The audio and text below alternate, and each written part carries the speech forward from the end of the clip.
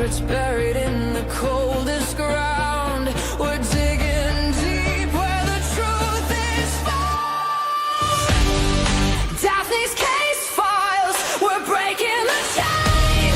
Justice rising, no more pain. Evil's end, the final call. Behind the lies, we'll expose it all.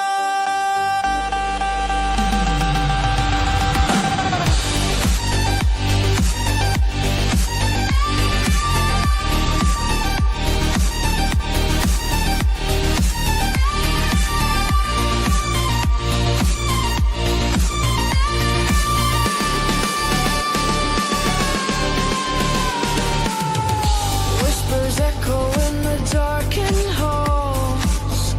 Faint confessions on the paper walls. Every victim deserves their say. We're here to chase the night away.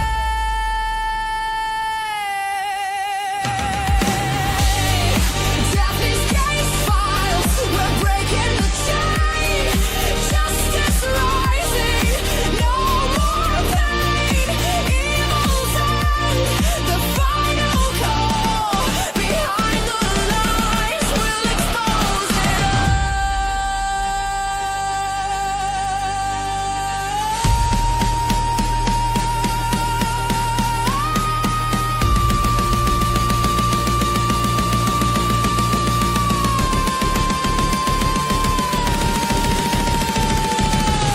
Unseen crimes, they thought they'd won, but the fight for truth has just begun.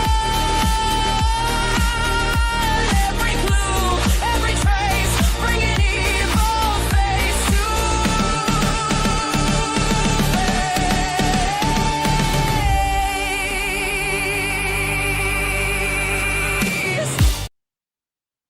Hello, I am Tiny. Hello, how is everybody doing today? I hope everyone is doing great. Hello, my internet friends. How is everybody doing? Oh, you got to come over to the right side. Well, whatever side you want to be in. If you want to be in vertical, you can stay in vertical. If you want to be in horizontal, come on over to horizontal. We welcome everybody. So I was asked to do a video on the missing two children, Jack and Lilly Sullivan, and that is who we will be going over today. They are still missing, guys, since May 2nd, 2025, a long time. We will be going over that case, and I am going to welcome in everybody. And so sit back and relax and get your tea or coffee or hot chocolate, and we're going to dig right into it. So I'm going to welcome in everybody, and I hope you're all having a great day. My day's been crazy as usual. Hello, Miss Susan, Miss Blue Heron. Hello, good to see you. Kelly, hello, my dear. Hello, how are you? Angel Wings, good to see you. Hello, my shenanigans, my bestie. Kelly, hello, good to see you. Scorpio Moon, glad you're here. I'm a dino dancer. Get out of here. I know who that is. Good to see you. Good to see you. My gosh, you guys kill me, I swear. Ruby, good to see you. Thank you. Thank you. Angel Wings Pam, hello. Hello, American Justice. Is that you in the dino soup?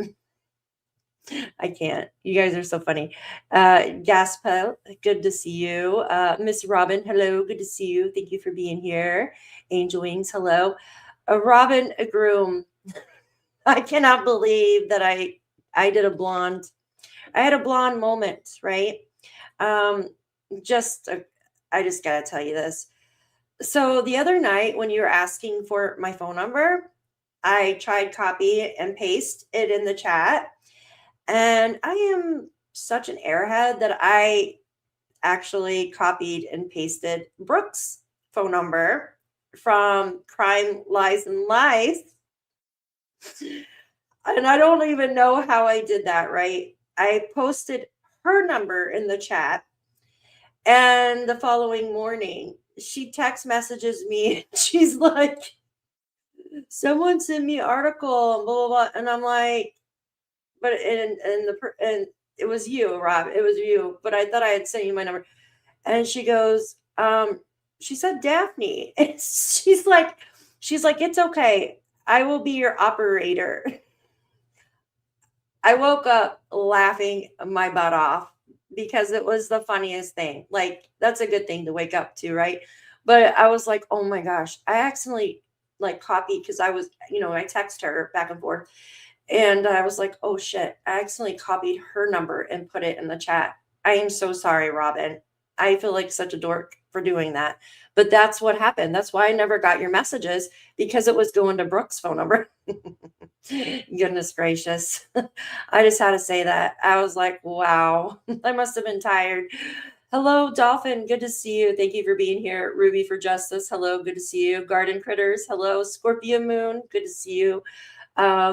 Sorry. Artie Man. Belinda Believes. Good to see all of you. If I missed your name, I welcome you to come in and hang out with us. I appreciate each and every one of you for being here. You guys are great. Violet, Graham, Tam, Sue, hello, all of you. If I missed you, hello, hello, hello. Betty, hello. So we are going to go ahead and get into, gosh, it was so funny, Scorpio Moon. Oh my gosh. I was like, I don't know why I'm not getting the messages. Hi, I'm Al. It's good to see you. So we actually had a warm day today here in New York State, but the weather's like that, right? Like we're always freezing, and then we'll get like a few days of like, and warm, guys, is 40 degrees. Like that's like summer weather to me right now, because when it's been like really, really cold and it gets up to 40 degrees, oh my God, it feels so good. And we had like partial sunlight. So I was loving the day today, guys. Anywho, we will be going over the Jack and Lilly Sullivan case today. We're going to do an analysis. We are going to go over everything, going to try to go everything, right? From the search, we're going to go over to the parents. We're going to go through what the aunt's been saying. We're just going to go through a lot, right? I'm just going to kind of go over everything with you guys. Oh, thank you, Angel Wings. Thank you. I need to put a toner on it and do the fade from the roots. And so it's got like some orange and yellow in there. Hi, Shannon. Good to see you. So definitely got to put a toner on my hair, and I want to put some more blonde through the back. So it's a process, I'll tell you, because the color that I have for the dark is like it's like I use like an ash, but even though my hair does not like ash for some reason. What is it, like an A5 or something, A6, something like that. So it's pretty dark. It's pretty dark. But we will be going over Jack and Lilly Sullivan today. This is an article that I'd like to read to you guys. And commercials, you guys should not be getting commercials at all. I don't know what is up with YouTube. I got YouTube Premium because I'm like, I cannot deal with that. But I've had it forever. I had the YouTube Premium forever. Oh, Sarah. Oh, my goodness. That sounds perfect. I'm going to come move down with you.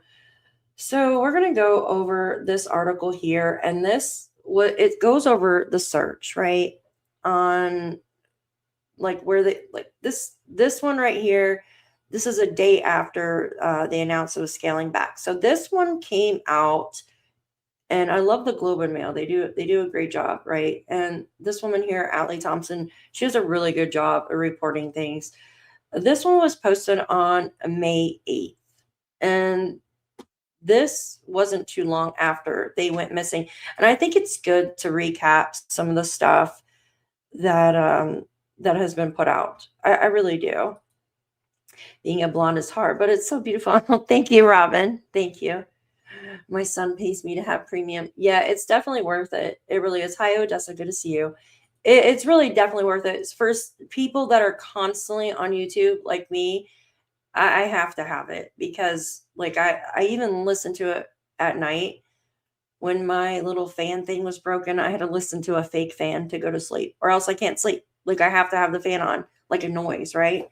I have to have it on. So yeah. So imagine that. A fake fan, right? A fake fan. That's hilarious. All right, guys, let's get into this article. Hi, Mama Sue. Good to see you. So this article here, it's ground search crews depart Nova Scotia community where children went missing.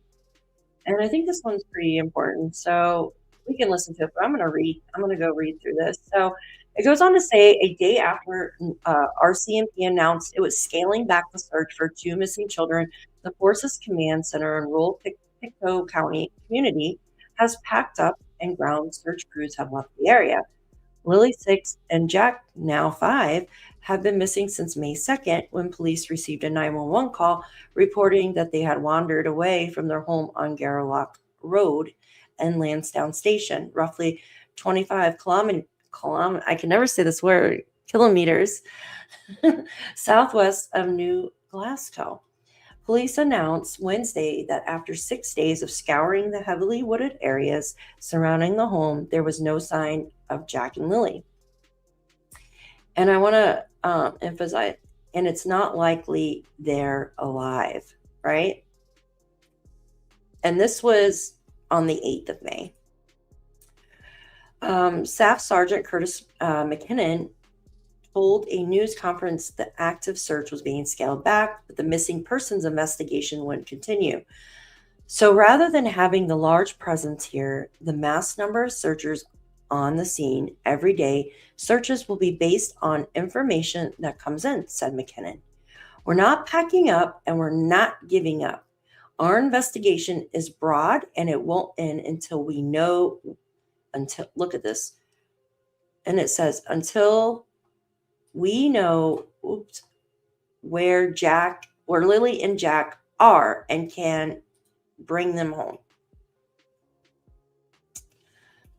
It goes on to say on Thursday afternoon, all that remained at the RCMP's command center were tattered piece of yellow caution tape, a few portable washrooms, and tire tracks.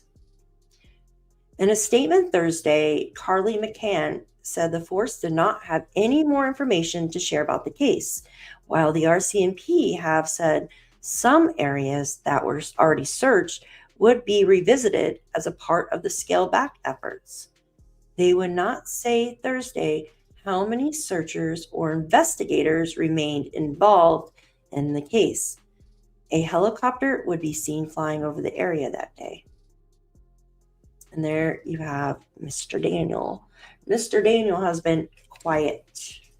Do you think that he's quiet on his own accord, or do you think maybe he's told to be quiet? What do you guys think? I think maybe a little bit of both, in my opinion. We could watch this, actually. Make sure the sound. You said they're flying in someone to do a polygraph test. Is that on you? That's not just on me, but on everyone. That's what I asked for. I asked for that so early on, and there's not many places that do it in Canada, so they're flying somebody in. Why do you think you need to do that? Do you think they don't believe you? I think their side of the family doesn't believe me, and I just want to clear it up for everyone. Clear it up for everyone, not just the people online making crazy accusations and everything else. Clear it up. Why does he need to clear it up? Like, who cares, right? Your 2 children are missing, and who cares? What do you need to clear up? I just don't understand that. Yeah, I think so too, Shannon. Hi, Happy Trail. Hi, hello, guys. Good to see all of you. Thank you for coming in. I don't know. I don't know. I've never been in that position, right? So I can't tell you how I would act. I know I would be speaking out. And I think a lot of us would be doing the same, right? We would be speaking out and being a voice for our children, right? And children, I mean, they go missing. But a lot of children, when they go missing, there's other stuff in play, right?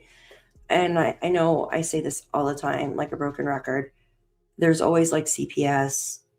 There's always some type of rug mainly the math rug, there's always some other stuff going on in the background as the case goes on, right? That we later to find out. And it's really sad. It really is. Yes, CPS rugs. Hi, Captain Justice. And, lately it seems like a lot of this has been happening in rural areas, right? Areas that don't have like a lot of like cell phone towers. They don't have like your neighbors aren't next door to you. There's not a lot of surveillance going on, even though there are people that have ring cameras and whatnot. But there's just not a lot, right? You're in the woods. You're secluded from things. And yes, you might know your neighbors, especially if your neighbors are a lot of family members, like for in this case right here. But it's secluded, right?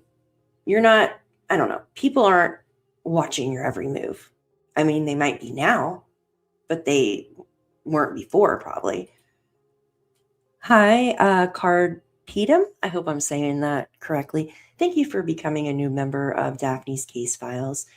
We appreciate you being here, and we welcome you to our family. Thank you.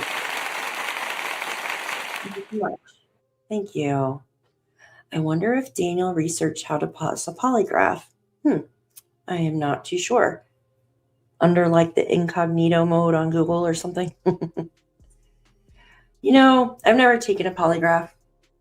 I've never had the need to take one, really. So I've heard it's not really hard, right? Like it's not a pass, you pass or fail. It's just, they go by your heart rate, right? And like if they do your baseline first, your blink rate, your baseline, they get to know you to see how you are, right? Well, in this case, it seems like, and they feel you out as a person. And then with the polygraph, if you take long pauses to answer something, or your heart rate goes up, sweating, or, anything like that, that's what it registers, right? Polys are pointless. It only gives them an idea where to poke. I agree, I absolutely agree. Yeah, a narcissist. Yeah. And past one. Yeah. Daphne, they also have to ask right questions. Absolutely. They absolutely do. They do have to ask the right questions. It's so good to see all of you. Thank you for being here. I appreciate you. Hi, Miss Joyous. I hope you're doing okay. Thanks for being here. Yeah, let's see.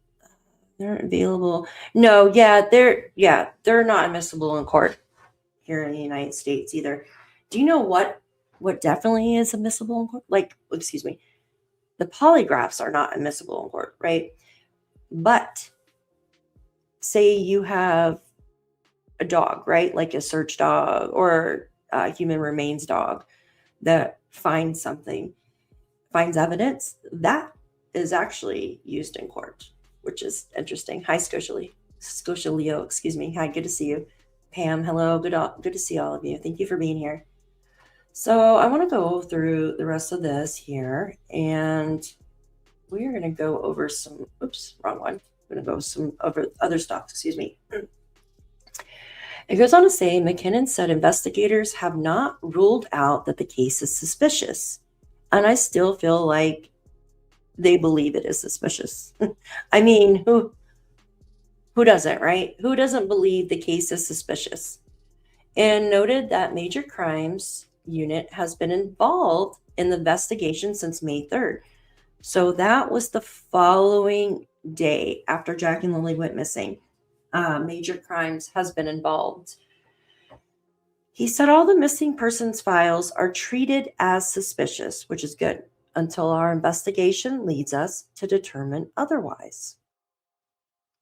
So do you think now, in January of 2026, do you think they still feel like it's suspicious? Hi, Salty, good to see you. You need a late slip? I'm going to have to go get some of that poutine one day. I've never had it. Do you think they still feel like it's suspicious, you guys? Ruby, good to see you. Mm-hmm. You do, Joyce? Yeah, I do too. No, I agree. I'm a dino dancer. Yes. In my opinion, yes. Laws need to change, especially when they have like a background, right? And I'm talking about like a background with the CPS, with the rug use, and like they have like my checklist that I have, right? I have like my own checklist. I'm sure they have some type of checklist like that, but they should automatically treat it as a criminal case and work backwards from there until it's not, in my opinion. Let's see. This one is from May 7th. If you guys want to watch this one, let's see. Make sure that we can hear it. 6 days after 6-year-old Lilly Sullivan and 4-year-old Jack Sullivan disappeared from their home in rural northeastern Nova Scotia, the RCMP announced today their search for the two siblings is being scaled back, saying there's little chance they are alive. The CBC's Blair Rhodes joins us now live from the search area in PICTOU County with the latest. Blair. Tom, the mood here was solemn as the searchers were told that despite their best efforts, they were scaling back the search. Before the news conference, RCMP told Jack and Lily's family, their stepfather, Daniel Martel, said he's not giving up.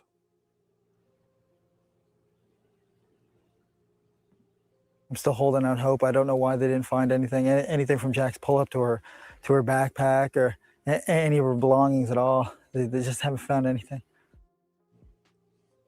Now, while the family may have some hope, the police say that after 6 days of often extreme conditions, the children were still in the woods, they wouldn't be alive. So now they said it came down to a question of survivability. And a number of factors would have to take consideration, and they would, based upon scientific information that they have, to deem when that time has to come, and that is now. And a lot of those factors come into play would be the age of the missing persons, the weather, how long it's been, what area has been covered. So at that point, they have to make a decision on that.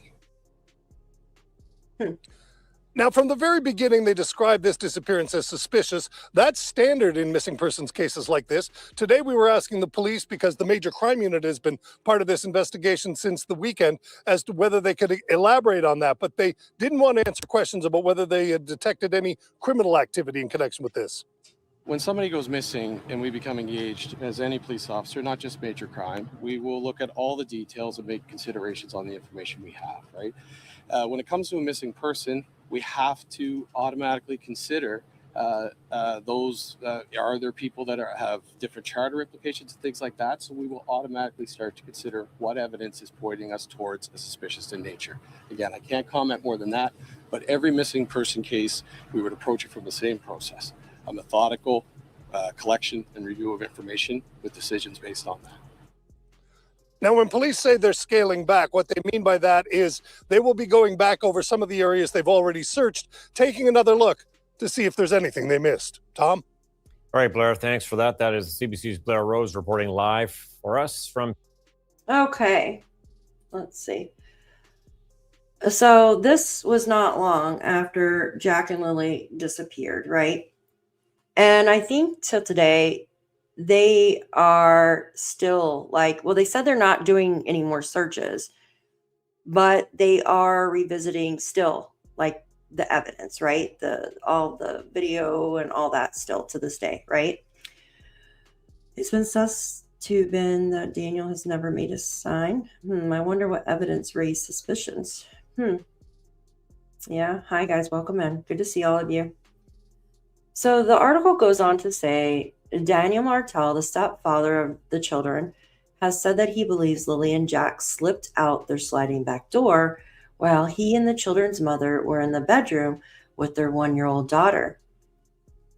In the days after the disappearance, Daniel has remained at the home, receiving daily updates from the search and rescue officials and speaking to the reporters who descended upon the county roughly 43,000 people.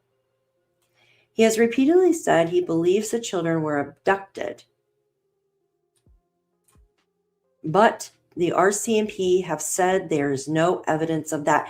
And that is one thing that has not changed. That is one thing that has not changed too, right? Is they are still saying there is no evidence that Jack and Lilly were abducted or were given to somebody. And I know that some people think that, and I just want to go over this real quick. I know there are some people that believe that Malaya gave the children to someone, right? I guess, you know, some person had spoke to another person and said they were given to somebody. Like first it was like on one of the reserves, or it was the native people and stuff like that, which I do not believe in that at all. I don't. I don't understand what the point would be of that. And that, I think they put a reward out too, to see if anybody would bite on that. And I know that they put the reward out as well to see if anybody would come forward if they heard anything about any kind of like, how do I put this? If they know that one of the parents or something hurt the children, like where are the children in the woods, right? Yeah, I agree. It's BS. However, no case I've ever followed where they're safe with someone. Yes, I've never, ever heard that. Ever. And I don't know why. I've never heard that. And I wish, I think we all kind of hold on to that hope, right? We did, or we still kind of do. But I just, like, where's this person at, right? Yeah, absolutely no point. They would be spotted sooner or later.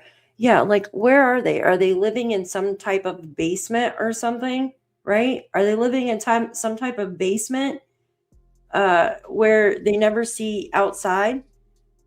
Guys, like, if someone picked them up, right, and they'd have to drive far away from the area, even though there's not a lot of surveillance in that area surrounding their home. There is, in fact, surveillance on like other roads, right? Like say they left the town, right? The province, or they left the area, they went to a different area. There would be surveillance like on traffic cams or satellite cams or something to spot them, right, guys? Yeah, like it just, and also if a certain person or persons took them, right? Don't you think, okay, if it's a normal person, like a normal everyday person that's never committed a crime, do you think they're actually going to do that? Because that means they're committing a crime by not telling the police where the two children are.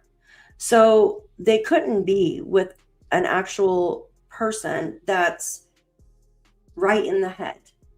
Okay? Someone that's thinking right. They're not going to be with somebody like that because they're going to come forward. No, what is Malaya paying these people to hold her kids, right? And even if the children were sold to somebody, they would still be caught being transferred to another person. There are cameras everywhere nowadays. Maybe not in the Landsdowne area where they lived. It's very secluded, right? I mean, you have neighbors with Ring cameras, game cameras, and stuff like that. But I've never seen a game camera that's like crystal freaking clear, right? But they have to leave the area somehow. Just think about it. Like they have to leave the area and get on a highway. or get on another road that connects to a highway. They have to stop at a store at some point to get gas, right, for their vehicle. I know they weren't taken in a horse and freaking buggy, and if they were, they would have been seen in that, right? So think about it. If Jack and Lilly were taken, right, Malaya gave the children to somebody, they would have been seen on some type of intersection somewhere or another. They would have been seen at a gas station unless they were put in a trunk or something like that. So no, I do not believe that Jack and Lily are alive. And I hate to say that because it breaks my heart. But there's no way possible if you actually logically think about it. There's just not. There's just not. Yes, but there's still facial recognitions and stuff on these cameras, you guys. I was able to, in this case, I've been following the dentist in Ohio, you guys. This guy's jacket, right? It's hard to make out. I was able, just me, and I'm no like person that knows how to do video and stuff. I know how to do like just a little bit of editing and stuff. I was able to have my software recognize like a zipper or an emblem or something on this guy's jacket, right? Because there's software now that can recognize the facial patterns, can recognize emblems, can recognize anything. Like your iPhone, you have a picture, you can hit like a little button on your iPhone and it'll tell you what it is, and it'll bring up a bunch of like, this is what this is. This is what you guys have. I have this app. It's a plant app. You take a picture of a certain plant, right? Or a weed or whatever. And it highlights the grooves and the veins and the leaves and stuff like that. And it tells you what kind of plant it is. And it tells you if it has any medicinal properties or what it's used for, where it grows, and stuff like that. So we have apps like that. We have software like that. AI has become so intelligent that, I mean, it takes off of everything. It reads the whole internet, you guys. It's amazing what it can do. And not all of it's good. But do you honestly think that someone got away with them, you guys? Yeah, that plant app is really cool. It's really cool, Robin. Shy, thank you for your super sticker. I appreciate you being here. Thank you. I'm sorry. This is such a sad case, right? It really is. It just hurts my heart. Thank you so much for the super sticker. Thank you. It's just really sad. So I try to like think about everything with like an open mind, right? And I step back and I look at the whole thing.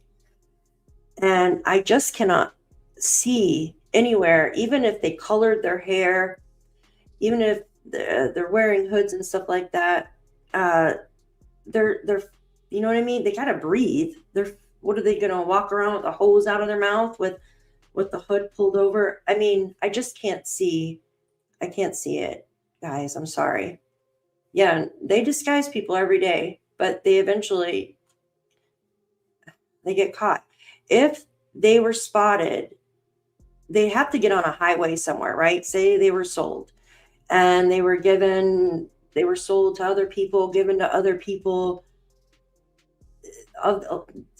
Jeez, I know Canada's got a ton of surveillance, guys. Question. Hold on one second. I have a question. The day that Jack and Lily went missing, what time was Malaya talking to her mother before they went missing? When was the last time? So that was at 8:28, I believe. We can go over that in just a minute if you want. I actually have something showing that. in my opinion, I still think they need to check for cars and totes, backpacks, and waters. In my opinion, I think they've got a lot more than what we think they do. They'd have to go to the doctor or dentist eventually. Yeah, exactly. They'd have to definitely. It's just, and like I said, somebody that picked them up, they're gonna have to go to the gas station or to get gas to get to where they're going, right? Even if they're in the back of the car, like, were they tied down, hidden? I don't know, guys. That's just a map of the area. It goes on to say Daniel said he spoke with investigators from the major crime unit at the Stellarton RCMP detachment earlier this week, breaking down exactly what happened on the morning of the disappearance, minute by minute. He said statements have also been taken from members of his family who have been at the home over the past week to support him. I'm physically exhausted, mentally and emotionally at this point, said Daniel in her interview outside his home. Let's watch this video. This is May 9th.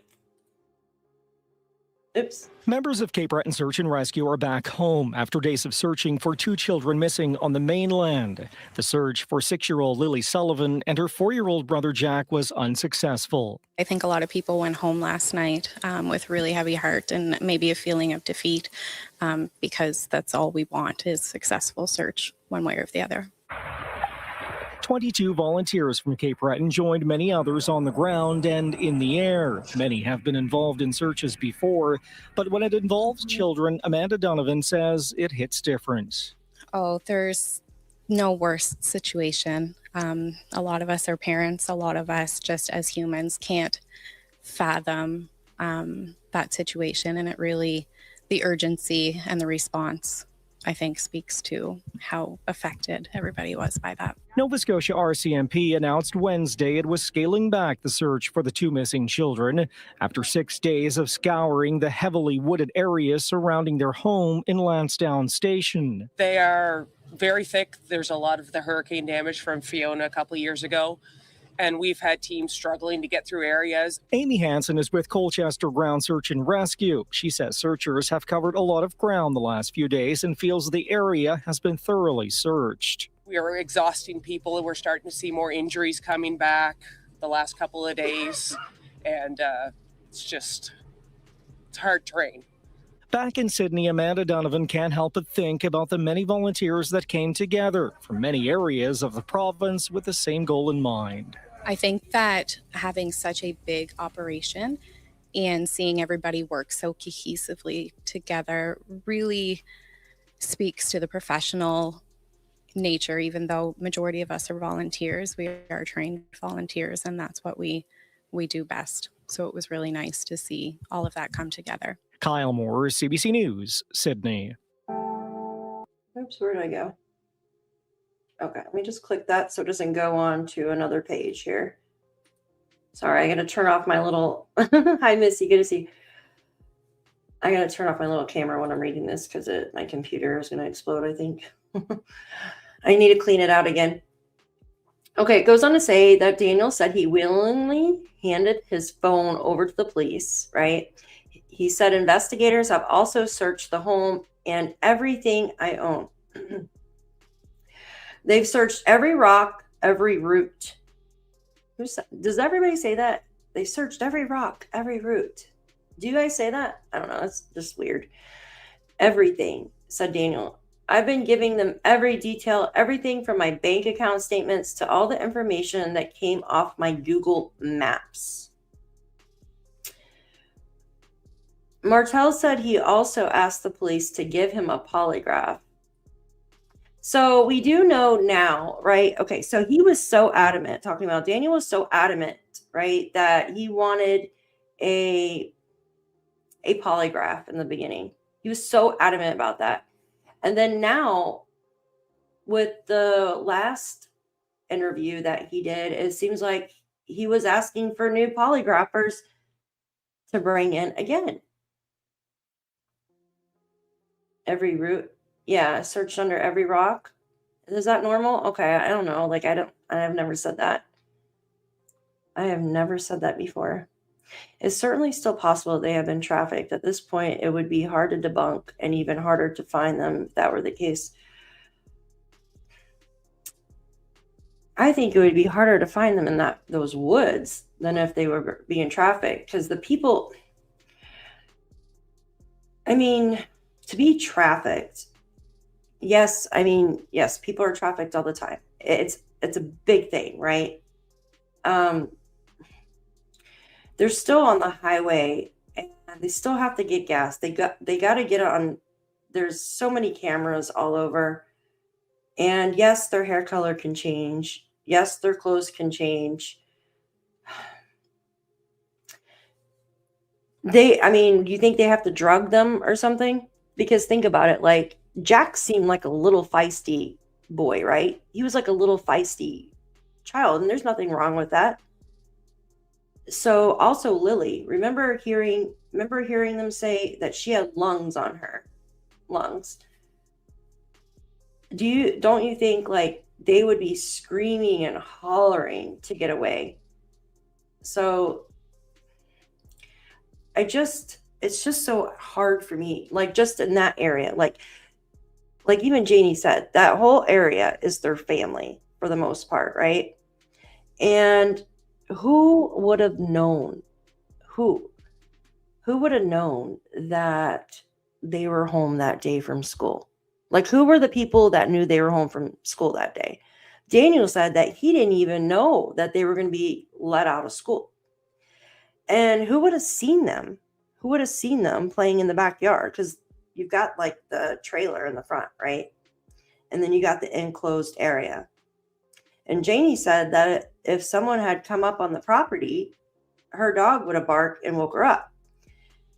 You know, I think if there's been so much added fluff in this with like inconsistent, like, I'm sorry, but I've like picked out actual different stories from them, right? I've shown them on here. I'm not going to show them again, like different stories. We've all seen it. And there's only one story, right? This is what happened. Yes, you might remember, oh shit, like I forgot. I went to the store that morning and grabbed a drink or something like that. I forgot to add that in, right? You might add stuff in or be like, oh shoot, that was the other day. But not 3 different stories. We've got 3 different stories. I believe that Sebastian was trafficked before. Yeah, exactly. Exactly. Hi, Tom Lou. Good to see you. I mean, I'm not saying you shouldn't think like that. We all got our opinions, right? We've all got our opinions. And I'm just telling you how I believe. Outside of 3 of them, just the bus driver, which is why Malaya had to call in her absence so early. Didn't they say, so wouldn't pick them up? But I think that's, yeah. See, the bus came through on 7 something, right? The bus driver came through around 7 or 7:30, I think, used to pick them up. And remember, they were heard inside the home around 8. Around 8. Yeah. Yeah, and that's another red flag too, is when they say they did, you know what I mean? Stuff like they're no longer around anymore. Jack loved, they were like best friends. It's just, it goes on to say, this is Daniel, I just want to clear it up for everyone, not just the people online making crazy accusations and everything else, he said. I asked for that earlier on. This is with the polygraphs, right? So why does he want polygraphers now? Why does Daniel, can someone put it in the chat? Why would Daniel ask for new polygraphers to come in and do more polygraphs? Hi, darling. Good to see you. Thank you. Yeah, I think they said it was 7:30, the bus. In my opinion, children already online before reported missing. Yeah, something like that. from Nova Scotia, and I can tell you it would be a. Sorry, let me put my glasses on, guys. That's what I'm like reading all crazy because I can't see. 1 second. All right. This will make it a little bit better for now. I am from Nova Scotia, and I can tell you it would be a very first that two children were trafficked. Oh, yeah, 2 children. Yeah. I looked in that area, just PICTOU County, right? There's never been, somebody can correct me if I'm wrong. 2 children go missing that haven't been found, right? It said there has never been. Now you have Dylan Eller, but he's not in PICTOU County. The bus driver had to return home. Thank you. Thank you. Maybe longer than Thursday because he didn't want to get the results he wanted. Well, that's the thing too. Why would somebody want to retake a test if they passed with 100% flying colors, right? Because he's not confident about the last one anymore. And I honestly think that too. Because why? That's the thing. Okay, I'm going to go take my SATs. And I got the results. I passed with flying colors. Why are you going to sit there and ask your teacher again to retake the test with a different teacher? Yeah, exactly. DM gets off thinking he has everyone fooled. Yeah. Hi, Anastasia. Good to see you. Janie said they didn't like to wear their boots. So why did they take? Yeah, Jack liked to take his boots off. Yeah. Mm-hmm. And that's the strange thing I find out too, because it says that we were told that there was items, right? I can't believe they didn't find the backpack. I can't believe they didn't find their pull-up or the boots or what was the other thing? Oh, and then this blanket just appears, which is Lily's blanket, right? So there's 4 items that were prominent, right? That they spoke about. The blanket, the boots, the backpack, and the pull-up. 4 items.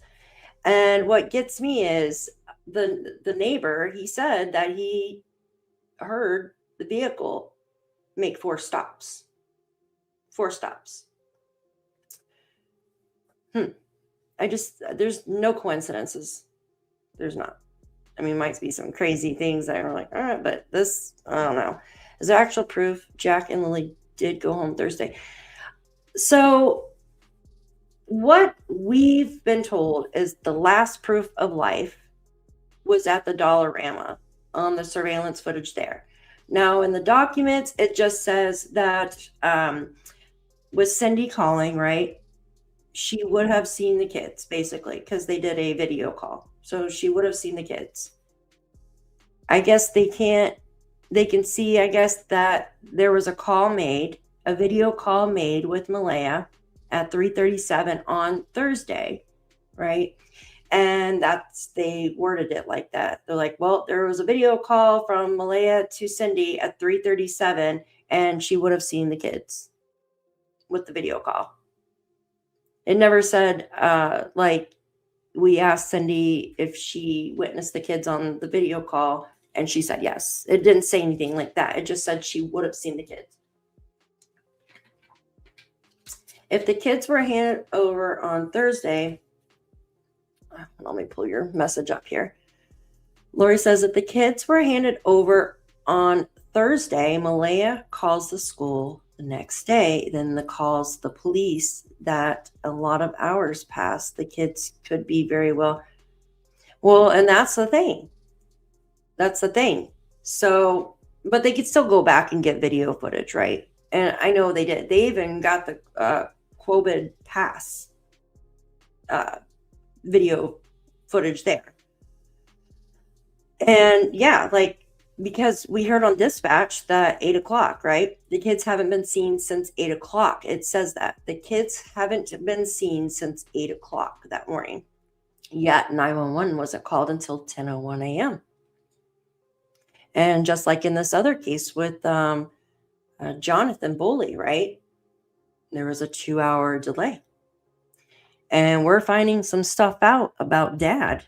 American Justice, and I had seen some stuff out about Dad that came out from his daughter That is very disturbing. I'm waiting patiently to hear about the toxicology report or just to find out what the medical examiner says. Maybe he's trying to sound more credible. I don't know. But would you, like, if you're innocent, and I'm not saying he's not, if you're innocent, would you keep pushing and pushing and pushing to take another? Who the fuck wants to take a polygraph? Who wants to take a freaking polygraph test? Like, who? I don't understand. Like, I wouldn't want to. I mean, well, I care less because, like, I mean, I don't, whatever, but like, who wants to go down there and be strapped up for, what did he say, 4 hours in a chair and have shit stuck all over you? Not me. To add probability doubt to any existing results, his mom's was inconclusive. In my opinion, if the kids got out down the driveway, anyone could come down something. Yeah, well, and that's the thing. What about Janie saying, well, now she says she didn't, but you have her son said it, right? Her son said it. And then you have Malaya's third cousin said that she said it, and Belinda. So you have 3 people from 3 different families, right? You have Janie's son. You have Darren, who is Malaya's third cousin, right? And you have Belinda. 3 people are saying that Janie said she heard a woman shh the kids that morning, right? And I think it was Malaya shushing at first, but now she says no, she didn't hear it. So I just think that's really, really odd that she said that she did not say it, and so she's taking it back, but yet 3 different people are saying that she did say it, even her son. So even if Janie gave the kids to somebody, in my opinion, they would be caught on, you know what I mean? Yeah, and there's some really creepy people in that neighborhood too. I'll tell you what, Lynn. All right, hold on one second. Sorry guys, I'm up in chat because he is harassed and nobody is sure what really happened. Well, I mean, could stay off the internet like he's doing. And yes, Vicky, usually, yes, same here. And I think with the RCMP as well. I'm still very suspect of Mom too. Mom not saying a word, but then she doesn't owe us anything, right? She came out with a letter, and I don't know if she wrote it or not. And she did one interview. But, okay, hold on. Hi, the only Lolo. Good to see you, honey. All right, I'm going down, you guys. Give me 1 second. If you guys want to write a question, just put like a red X or something. Hi, Roxanne. Good to see you. Good to see everybody coming in. If you want to ask a question, just put like a red X or something next to it so I can see it. Because even with my glasses, I'm still blind. 2006 case, Florida, missing 7-year-old girl. Father took the polygraph, failed, and they found the real killer. Wow. Ooh, what was that? In my opinion, something happened Thursday night. Yeah, I think so too. J9, do they have cameras out there? Hi, Mariska. All right, let me finish this. Hi, guys. Of course. Yeah, I hope so too. I hope justice is served for what happened. Okay. He goes on to say, I'm just going to read this paragraph over. I just want to clear it up for everyone, not just for the people online making crazy accusations and everything else, he said. I asked for that early on, and there's not many places that do that in Canada, so they're flying someone in. So that's the thing. Why ask for another one if it's that hard to fly? You know what I mean? Polygraphs are sometimes used in police investigations, but the results are not admissible in Canadian courts. Same here in the United States, because they are unreliable. Because they are unreliable. RCMP declined to say whether a polygraph would be administered. To ensure the integrity of the investigation, no further details will be released at this time. And that's right after they went missing. The children's mother, Malaya, left the area with their 1-year-old to be with her family in another part of the province. The children's grandmother, Cindy, spoke to the Canadian press earlier this week in a brief phone interview, adding that police had advised the family against speaking with the public. We're just hoping and praying for the best. That's it, for our babies to come home. Meanwhile, a makeshift memorial was taking shape at the nearby Stellarton RCMP detachment. A large white teddy bear and bouquet of flowers could be seen resting on a post outside the building Thursday. So that's Allie Thompson. She's the one that did a interview with Janie.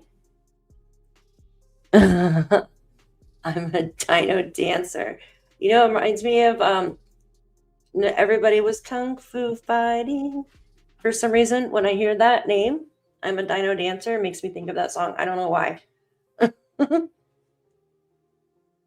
A dead goat in that woods would be normal. Well, I heard that they have goats though, right? Well,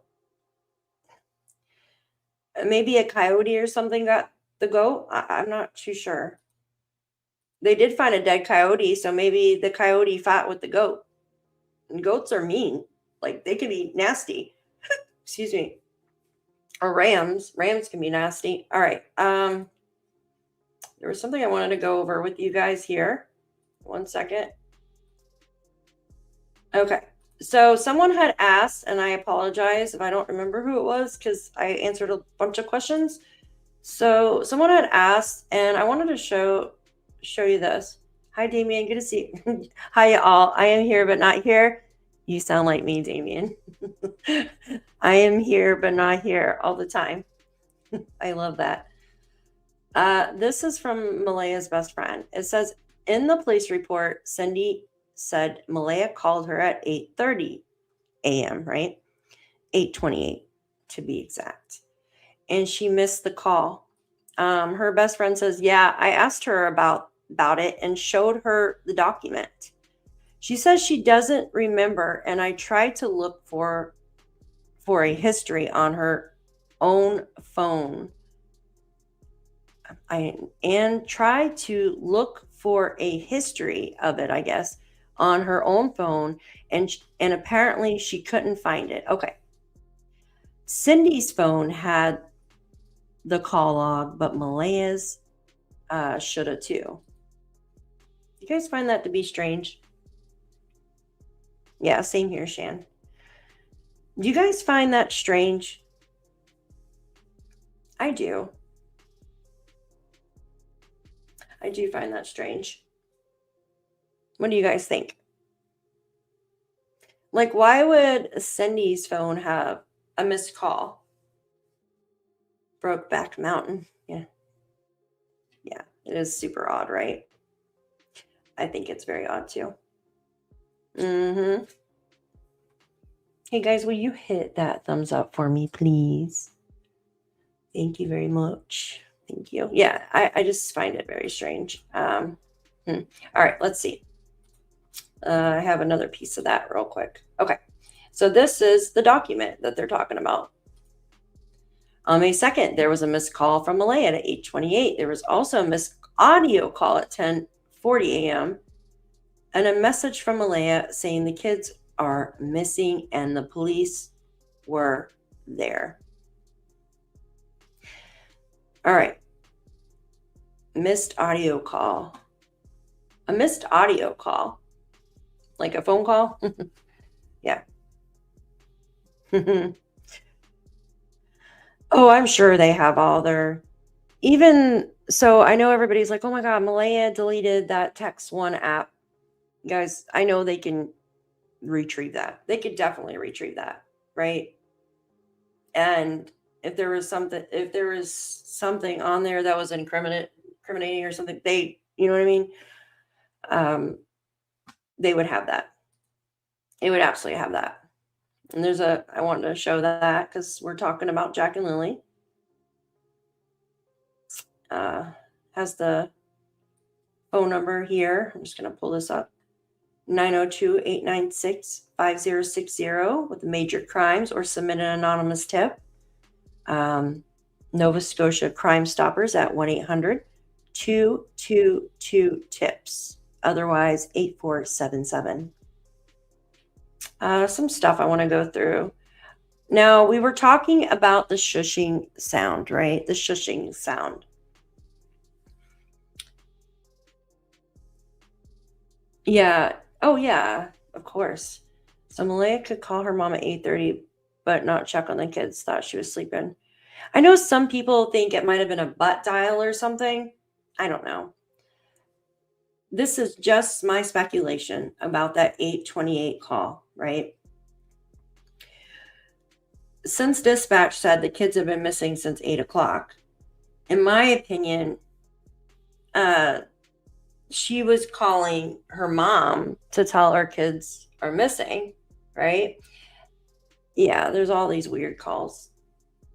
And she was calling her mom to tell her the kids are missing, and someone stopped her. Or she rethought it and been like, oh, I think probably because Daniel's like, oh, I'll go search or something, in my opinion. Or something else was going, you know what I mean? Like they weren't ready to call 911 yet. I'm just going to say that. They weren't ready to call 911 yet. That's just my thoughts.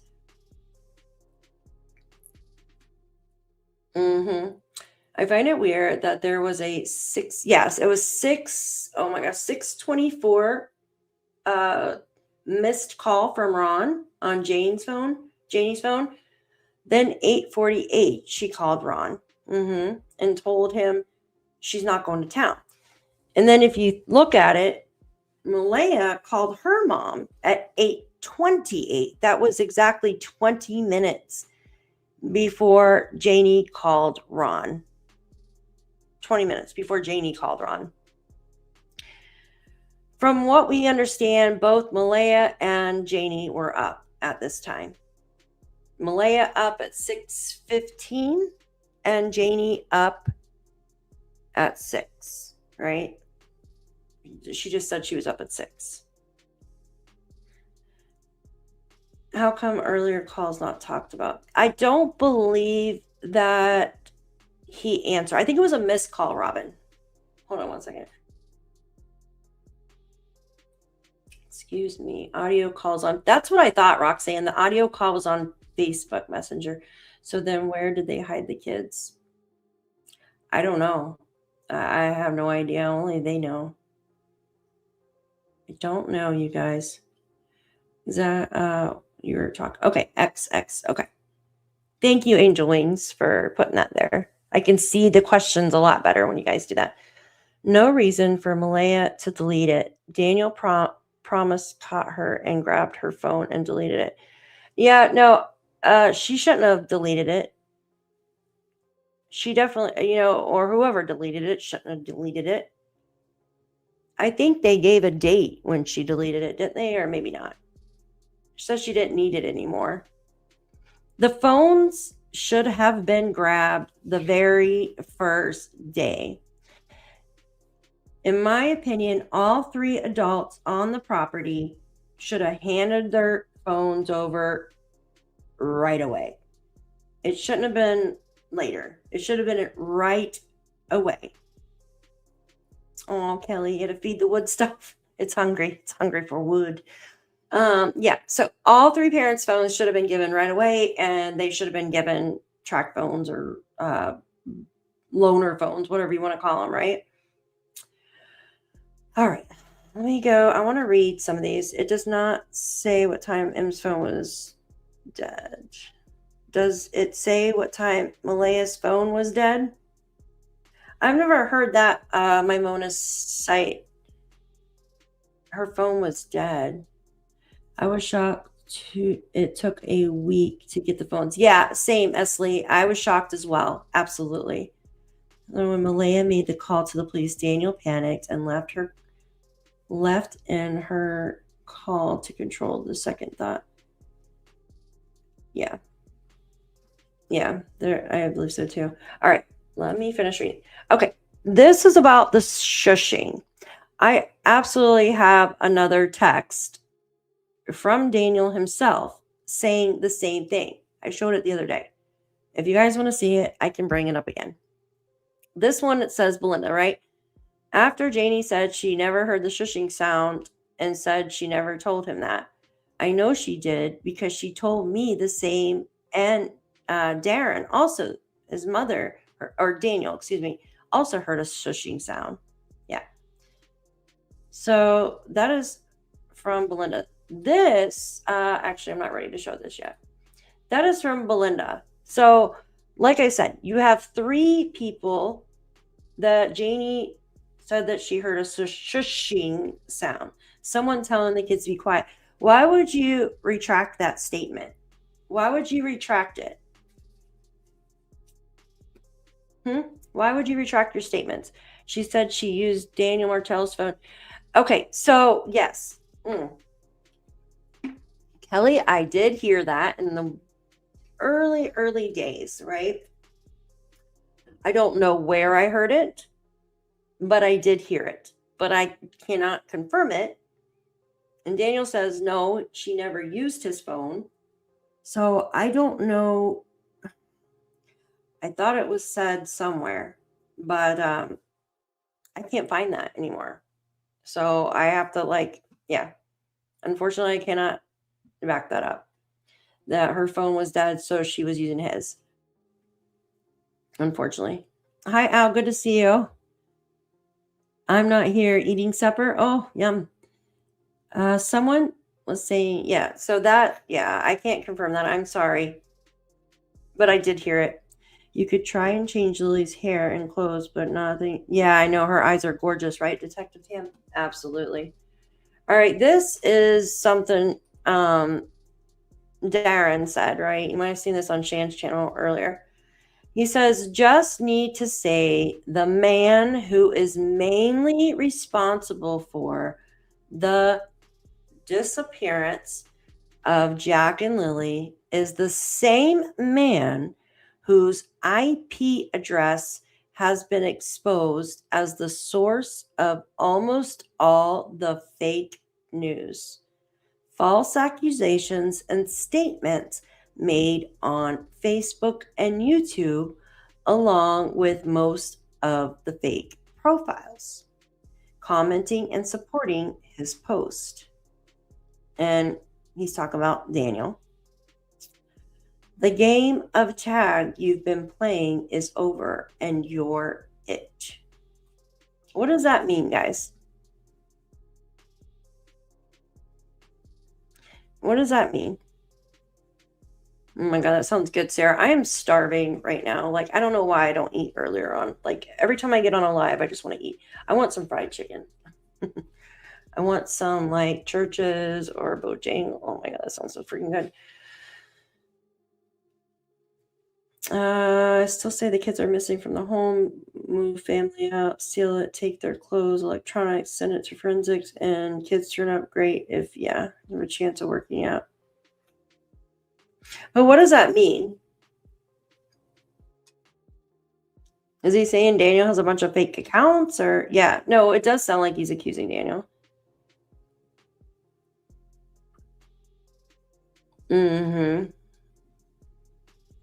Yeah, no, it's to Daniel. Oh, your ducky is so cute too, Robin. I love your little duck. Well, every time I think of what Darren said about sketchy people coming to visit him. And then I remember the part where he says something in the fact that if Daniel unalived the kids or something like that, or Daniel hid the kids, then I knew they would be dead or something like that. If Daniel didn't hide the kids, he knew that Malaya wouldn't hurt them or something to that matter. Yeah, how would he know the IP addresses? I don't know. I'm not sure. maybe he's, I don't know. Yeah, no, I just wanted to read that because I just wanted to read that to you guys. Okay. These are some messages from Daniel right in the beginning. He says he's there for Malaya and the kids, and I'm holding that promise. I'm not being negative towards Malaya. I love her, but I never lie. Because that's just not me. I say the truth even if it hurts. I'm sorry to say that, but I live in reality, right? Reality is what it is. I never lie. I never lie. Ooh. Have you guys never lied? Everybody lies.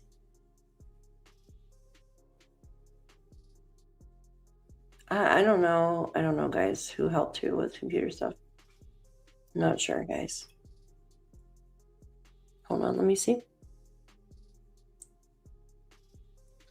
Yeah, you can get IP addresses from certain things, but I don't know if you can get them from Facebook. That makes sense. Who is seeing? Yeah. Just like Don Wells, yeah. Who says that? Yeah, anyone that always has to say they never lie is a liar. Yeah, I know. I'm like, who the fuck is that? That's crazy. That's what I thought. Yeah, I think Roxanne Cool is a cucumber. I love that name.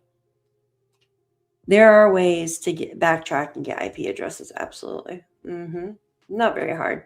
Not hard at all.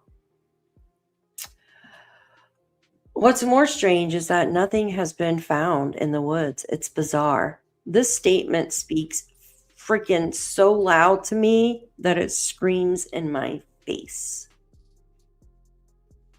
That statement right there screams in my face. What is more strange is that nothing has been found in the woods. It's bizarre.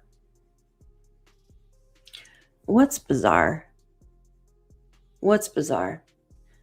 You said that you believe the children are abducted, and then you said Malaya's family grabbed them. So why is it so bizarre that nothing's been found in the woods? Just curious. Curious. Why is it bizarre that nothing's been found in the woods?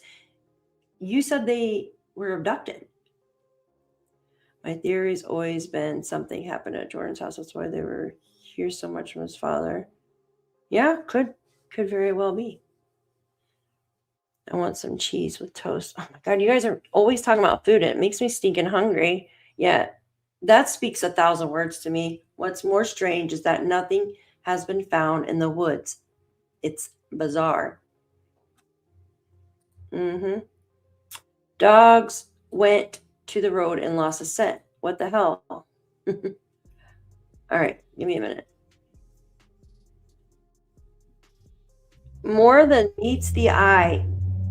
No kids were marked absent at 6:17 and 6:18. So basically saying the kids were marked absent at 6:17.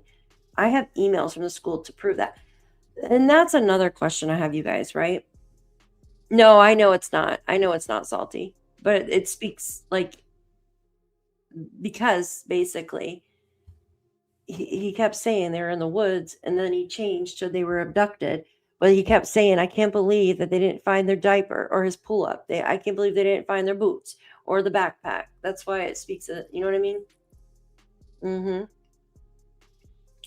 I don't know why she was raking the driveway, you guys. And I do not believe the children are buried in the driveway. Like, I don't. But there might have been something there that she was trying to cover up. Allegedly, right? Oh, no, it's okay, Salty. Yeah, no, it's okay. Oh, your duck knows I'm talking. Her duck is so cute. She's got this little duck that comes up by her pool. It's so adorable. Yeah. So How would Daniel have emails if Malaya did it on an app on her phone and she says Daniel doesn't have access to that? It's done by an app. I just think that's weird. Does he forward the emails over to his phone? He's talking about Malaya here, right? For her, talking about the media to leave, and says Malaya is not doing media. They have a lawyer. That's the chief's brother from the reserve she belongs to. Lilly and Jack were granted as soon as the disappearance happened, but were denied multiple times in the past. Meadow was not granted status. So we found out that the children were not granted status, correct? Because we heard that on the Globe too come out and said that. It says their mother has status. It's a good thing the parents, yeah, it's, oh my gosh, shut up, Al. All right, I want to go over some more stuff here. Give me just a second. Oh, did I miss somebody's question? Hold on one second. Oh, no, okay. Let's go over some stuff real quick.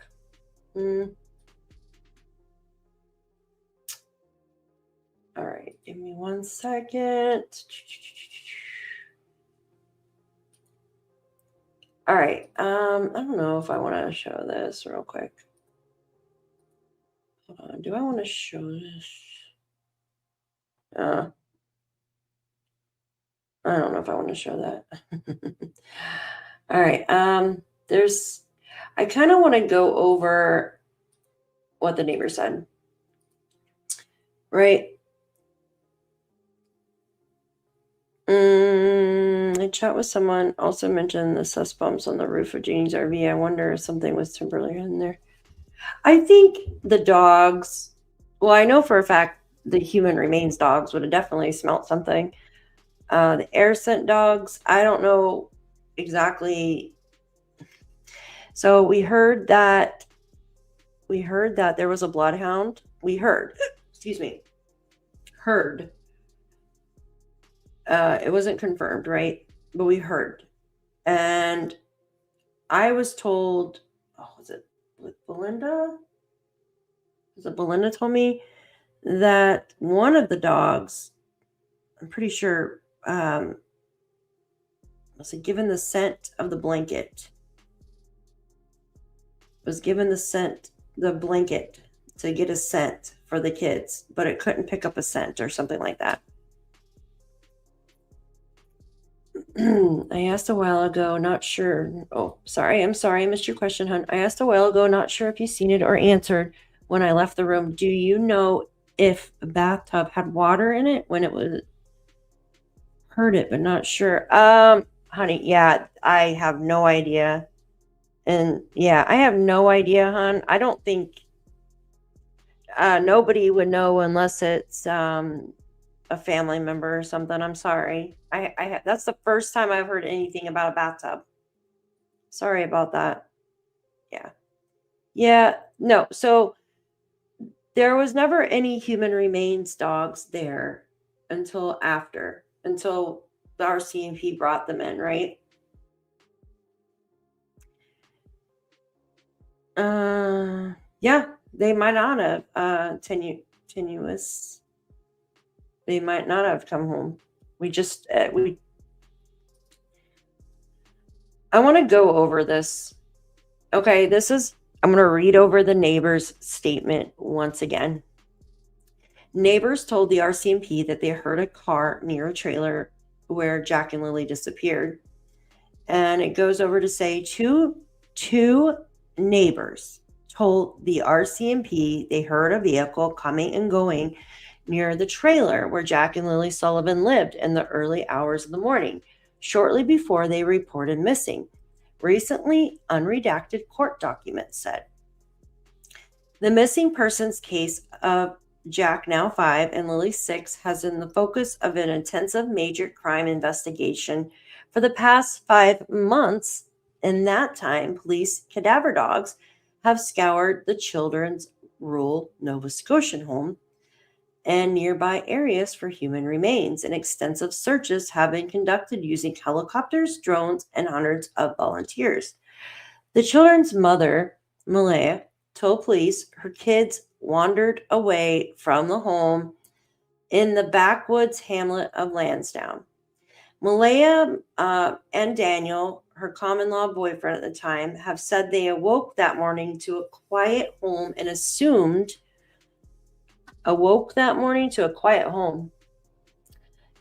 the siblings had put their boots on and opened the sliding back door and left the fenced-in backyard. The documents which were filed in the court by investigators in support of the records request detailed the two accounts from the neighbors about explained vehicle traffic near the children's trailer. Both Daniel and Malaya have said they didn't leave the home that night.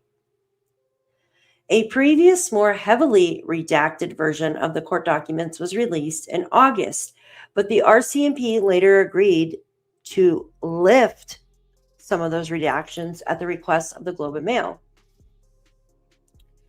Brad, who said he could see vehicle lights over the treetops from his elevated home, told police on May 9th that a loud vehicle came and went from the area of the trailer 3 or 4 times after midnight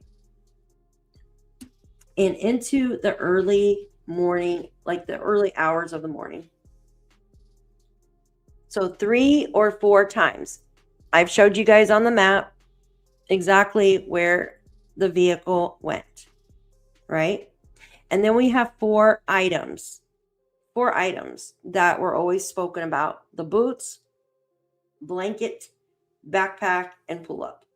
I just find that just strange as day, right? Yeah, I just think that's weird. But Jeannie says she always had to call him because yeah, exactly. So you have that why, right? That coincidence too.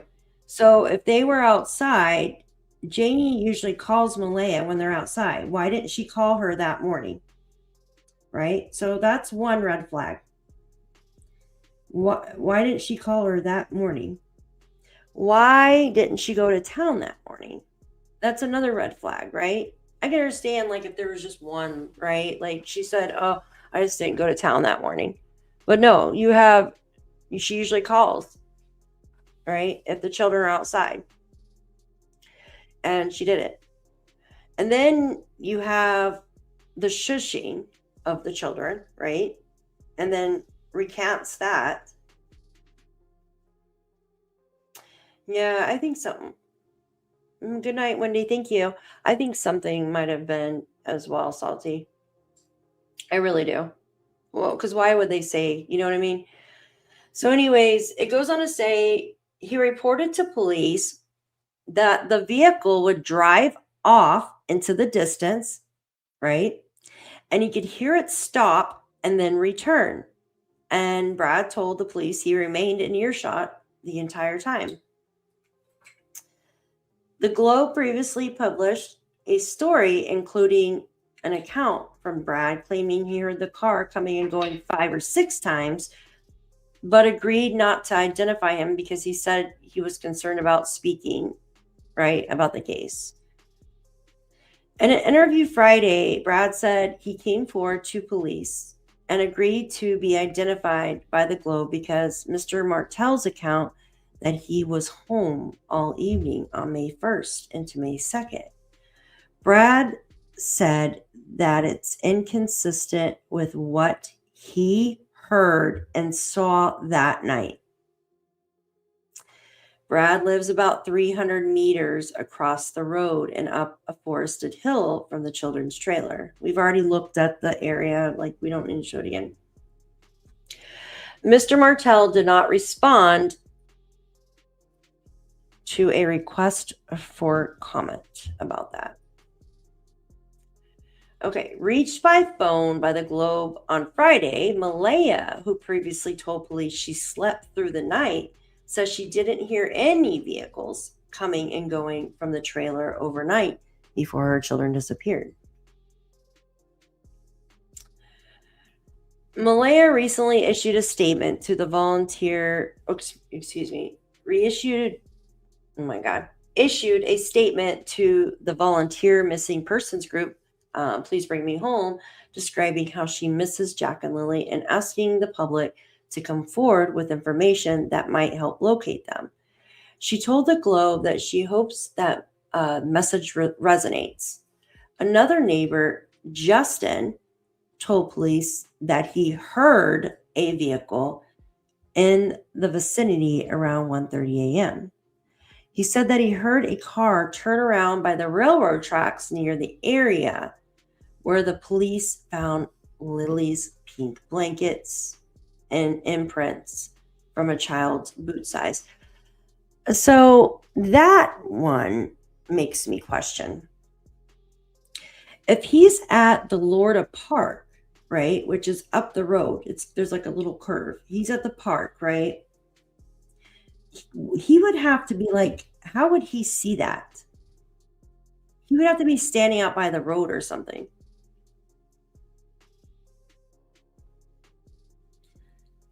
No, you're fine. I don't know. That one's strange. Like, I can see Brad seeing that, but wouldn't Justin, like, I remember hearing him come up to the dispatch. He's there. I could hear him, right? But he's at the Lorda Park area. Wouldn't, if you know what I mean, if he was going to make up a story, wouldn't you just say, hey, yeah, they were up here by me at the tip top of McLeod Road and the 289, because he was staying right there. He was staying right there. But how did he hear him at the railroad tracks, right? He was waiting for a lift at 1:30?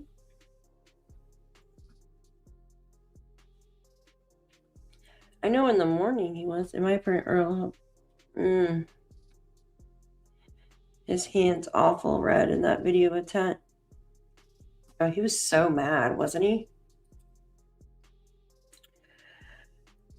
Justin told the police the car made a noise and then it went quiet for 2 minutes after that. He said it drove towards Larrig Road. Okay, so picture the car coming out and going. So Larrig Road is the first stop, I believe, where the neighbor had mapped out where they heard the car go, right? Hi, everybody. Yes, join us on Facebook. I will put the link here. There we go.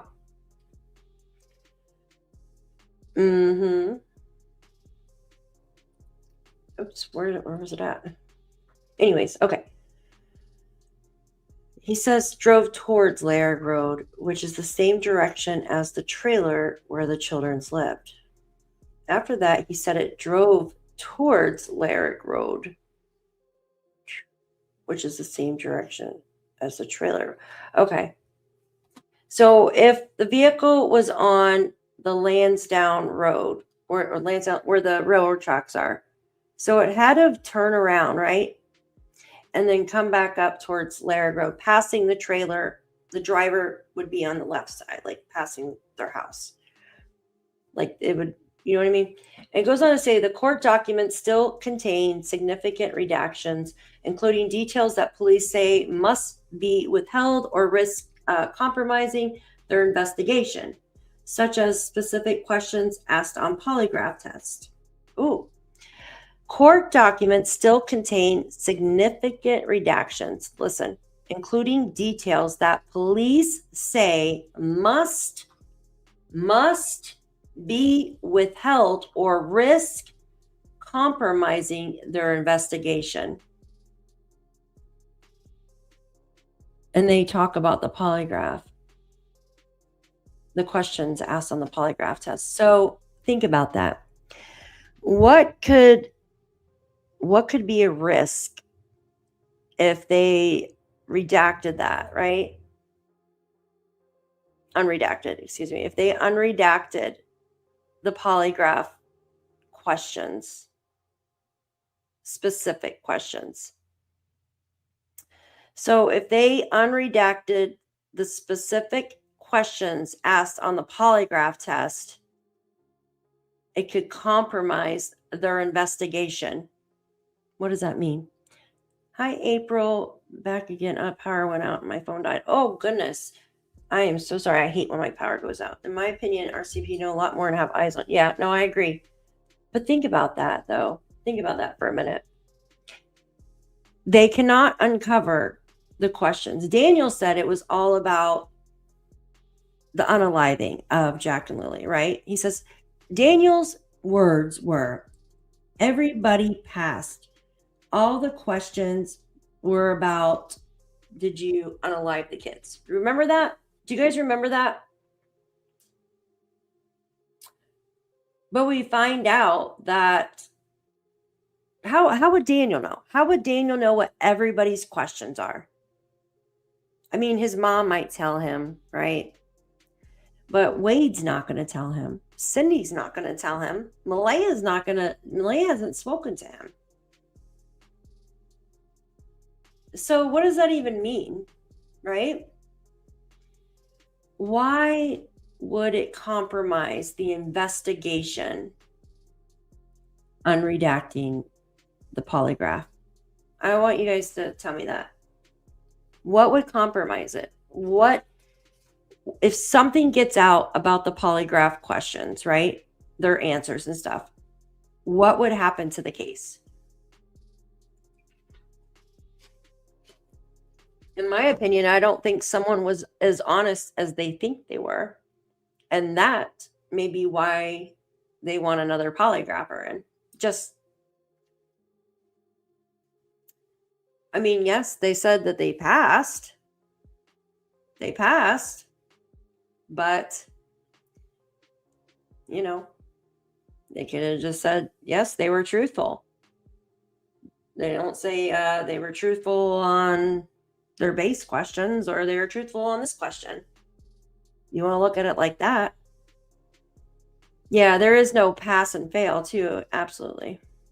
It's like you're deceitful in one question, but you could have passed another, right? Yeah. Remember what Malaya, Brooks, and DM lied to the media and telling, oops, gosh, the chat moves so fast, you guys. Truth on a text to Sunny, I think. Yes, it was, yeah, he said all the compromise that people took matters into their own hands before charges are pressed would be compromising, yeah. Justin was staying at Florida Park. He could have saw the lights over the treetops and Daniel's vehicles was going down the road. Yeah, I think it's like an incline going down from Landsdowne Station up to Larrig. Or unreadable due to being all over the map regulation-wise.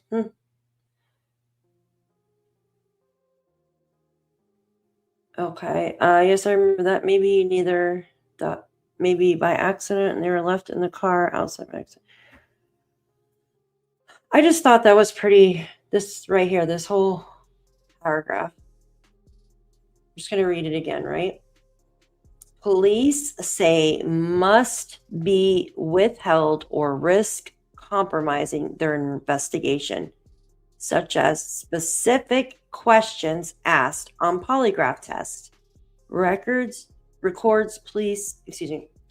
Police have sought in some of the people they had interviewed. The documents detail efforts to track Mr. Martell and Miss Murray's digital footprints in the days before and after the kids went missing, such as scanning their phones, images, and GPS coordinates. That includes attempt to like with the mom, right? Like with the about calls she made in the hours after the disappearance, like with her mother, Cindy. Excuse me, that's what I was trying to say. A probe complicated by the fact that she later deleted the Text Plus app on her phone, telling police she didn't need any more. Doing so erased the data from her phone records. So they should have been able to get that information, though. Thank you so much, Wolfie, for being a member for 2 months. Yeah, you are awesome. Thank you. Thank you, thank you, thank you. What kind of cool noise can we use for you? Okay, there we go. Oh, that one not work. I was going to do a cool... Thank you for being a member, Wolfie. Hi, House Music. Good to see you. Because she knew the kids were gone. Yeah. They should have grabbed them damn phones the first day. I'm sorry. They should have grabbed those phones the first freaking day. Yeah. All right. It just goes on to say the newly unredacted documents. This is right after the second unredacted. Also reveal the challenges investigators have faced around online misinformation linked to the case. They detail the RCMP's interaction with Darren Geddes, a cousin of Malaya's grandmother, Patty Pearson, who spread a theory that the children had been abducted by their own mother. Theory. Absolutely, Darlene. They absolutely should have. You gotta get soundboards. They have some, but not very many. My favorite ghost, Wolfie. My favorite ghost. Hello. I can see you now, though. In June, as a guest on a YouTube true crime show while using a pseudonym, Mr. Geddes speculated that Malaya had dressed the kids on the morning they disappeared and put them in a vehicle with the intention of sending them to the First Nation where she has family. I'm not even going to try to say that. Not as fun when she can see you, Wolfie. Yeah, I know, right? Damien, I don't even know. I had to reset so much shit to be able to see him. It is crazy.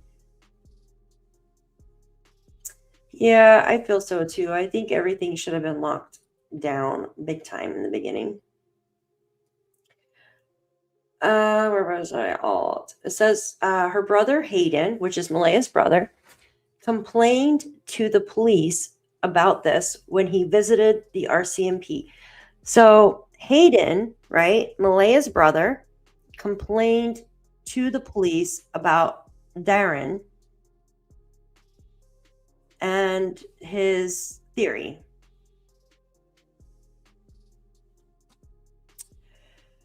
With her that same month, the document showed. Darren got involved and was going over all of the internet, saying things. Hayden said nothing Geddes is saying is making sense, according to the summary of his interview with the RCMP, submitted to the court. I was going to say that. The theory that the children are somehow alive, a suggestion that the police have said, is without evidence. There's no evidence. Without evidence. And hiding on a First Nation reserve has been repeated by Mr. Martel and others online. Reached by the Globe on Friday, Mr. Geddes repeated his belief that the children are alive and on the reserve.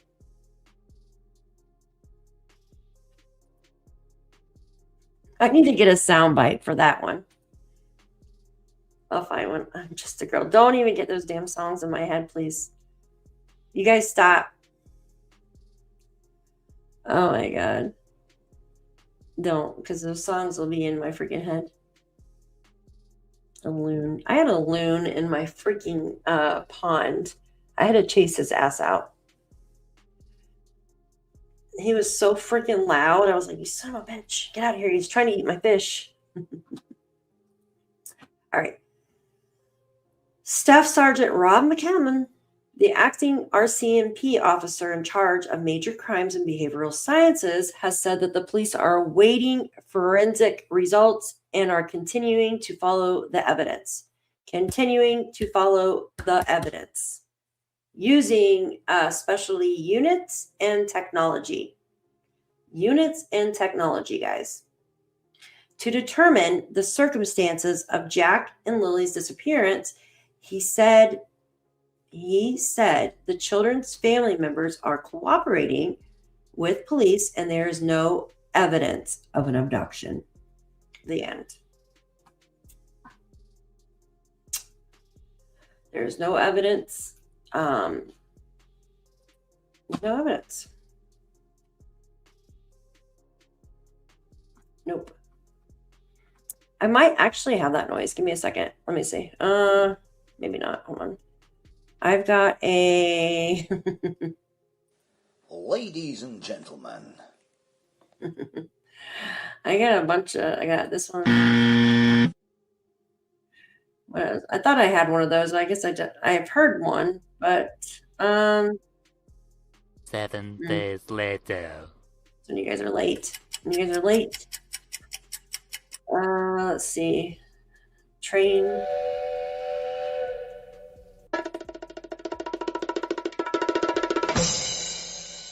Reminds me of the cartoon. Daphne, I used to think they were on the reserve in the beginning, but not sure. Yeah, Debbie, like I did a bunch of at first I was like, oh my gosh, maybe they are, but then I'm like, nobody in their right mind, right? Like I said earlier, no normal, logical thinking person. Someone without, hi Banana Nana, I love that name. Someone without, like, that doesn't have a past. No one is just going to hide children unless they are a trafficker. But nobody's going to hide like a child for no reason. Right? Two children. Even if Malaya said hey, who was this family member? Like, who is this person that told him that? Or who are these family members that supposedly have them? Who? I just... And why? Like, why wouldn't they come forward now? Right? And then it went to they weren't family members or something like that. At first they were bad people. I remember it was a bad person. She gave them to bad people. Remember, because he said, if we don't get to them now, they might not be alive. Do you guys remember that? Checking what, guys? What are you guys checking? I'm freezing. Think about it. What is a pink pony club? Oh my God, Salty. Is that really? You guys stop. I'm going to sing that shit in my head all night. So think about it. First, it was, if we don't get to the kids, they might hurt the kids. So who is this person? Am I on your TV? Oh, thank you. Not you again. Oh, you didn't see my pimples and stuff. Unless they're in some kind of a danger. Yeah. Thought it was because of CPS check. Yeah. So yeah, remember that. Remember, she said CPS, right? She said that she was about Meadow. So Malaya said something to Belinda. I think it was between her and Belinda about CPS protecting Meadow from CPS. Remember that? Remember that shenanigans? Because we were looking for that message not too long ago, and I found it. Oh, I heard tornado watch in Oklahoma because Brooks said that they were under one. Yeah, you remember that, Joyous? Yep, you guys remember that? Yep. So she was protecting Meadow from CPS. And, but I just can't see a reason. And they said they have no evidence of it. Now it would have to be traffickers. Like I said, I know there's traffickers. I know there is. And it's an issue. It really is an issue going on. But in just my honest opinion, I do not believe that the children were trafficked.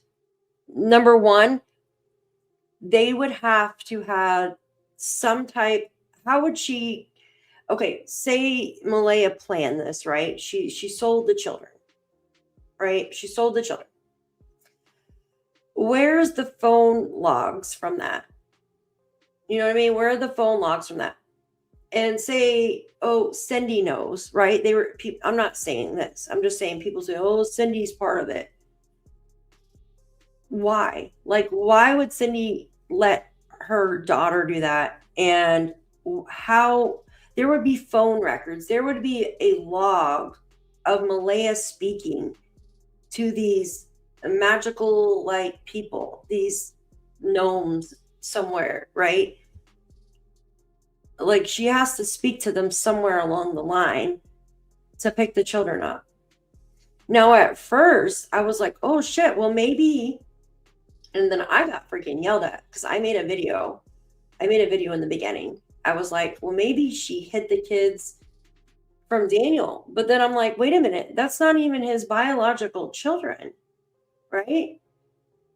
Yeah, I don't think they're trafficked, guys. And I'm saying this because, guys, that's nothing to take with a grain of salt, people being trafficked, because it happens all the time. And I might actually do a live just on that, on people being trafficked. But in this case, I feel like in Malaya there would be phone logs and logs of this. I would believe that they walked off before that. And I mean, they still might have walked off. What if they were told to get the hell out of the house that morning and be quiet? You know what I mean? Because they wanted them to be quiet. They kept saying, that's what they keep saying, that the children were hyper and excited. And we were trying to keep them quiet. Daniel said he went shh like that to Lily. But yeah, Daniel was asleep. So I don't know.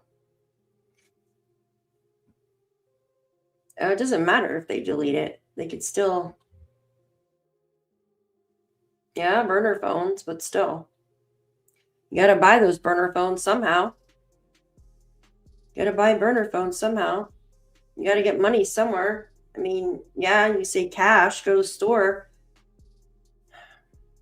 You got to go and, I mean, you could look at the store's records and when they're burner phones, you know, I mean, it's investigation. It takes a long time. Like you think that someone bought a burner phone.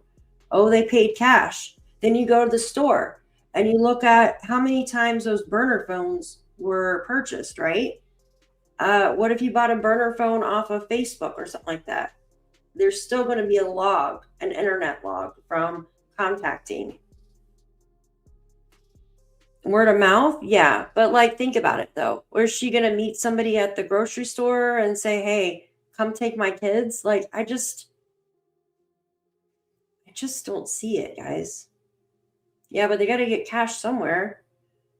Pull it out of the ATM. I mean, she wasn't working and he wasn't working. And Hattie had a credit card. So they'd have to take the money off the card. Everything freaking tracks you guys. Like, everything.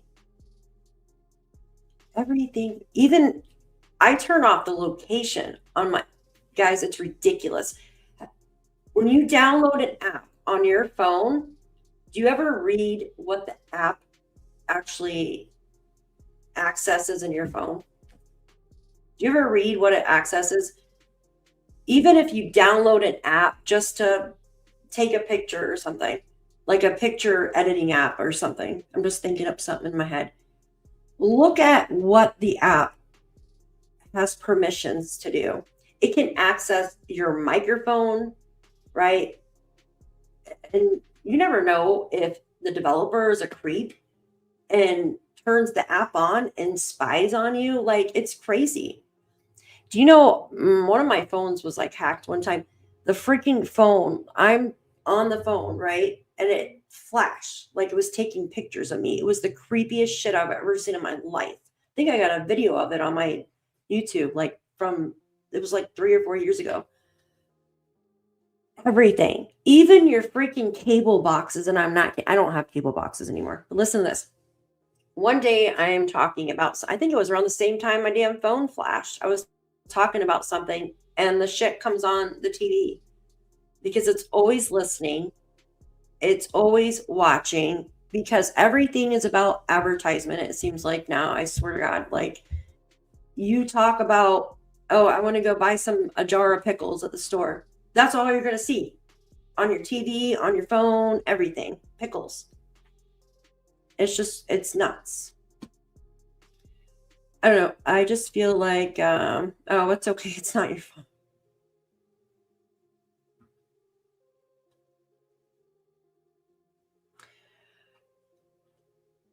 I think, like, right, guys, like, yes, they can see in your home on your own Wi-Fi. They can literally watch you moving by analyzing those signals. Absolutely. Absolutely. It's creepy. Yeah, nobody talk about pickles because you're going to get ads for it. I'm telling you. Watch, as soon as I get off here, there's going to be freaking pickles everywhere. I swear. Yeah, so the raking thing, Tinky. I got like reamed the other night because I was answering somebody's question about that. So Janie doesn't consider the area in front of her RV the driveway, even though it's the driveway, right? Shan, it's bad. It's bad. Hold on one second. I talk too much. Excuse me. So Janie now doesn't consider the area in front of her RV the driveway, even though it's the driveway where the cars park. They don't go all the way up to her RV. So that's what she was arguing against, I guess. Like, because she's like, oh, I'm not raking the driveway. I wasn't raking the driveway. Well, isn't that whole area the driveway? I don't know. That's the way I took it anyways. Yeah, I never thought they'd take off on me. Absolutely. It's like a Wi-Fi sonar. Yeah. The best thing to do is to put your cell phone in the microwave, but don't turn the microwave on if you want your cell phone. Yeah, everything. Anything that can listen and watch you, just, I'm telling you. I heard they had burner phones, but I heard that a couple of times. Yeah. Guys, I just think with all, right? I mean, they could be out in the woods. They could very well be out in the woods, right? I honestly believe that's where they're at. They're out in those woods. I don't know how far. I'm pretty sure probably not more than like 10 miles away, right? I don't think they're further than 10 miles away. I honestly don't believe that. I have a couple specific areas that I believe that they're in. Like actually three areas. I believe they would be, if this is me speculating, if the parents did have something to do with it, and they would be in a more like, they would either be in an area where it looked like they did get lost in the woods, or they would be in a sentimental area only known to them, right? Just my opinion. Just try not to be dark, whatever, but that's just my thoughts. What if they took off Thursday night? What if they took off Thursday night? Because Malaya says, I think they came in at dark, right? She's like, and I think they came in at dark or something like, what if they took off Thursday night?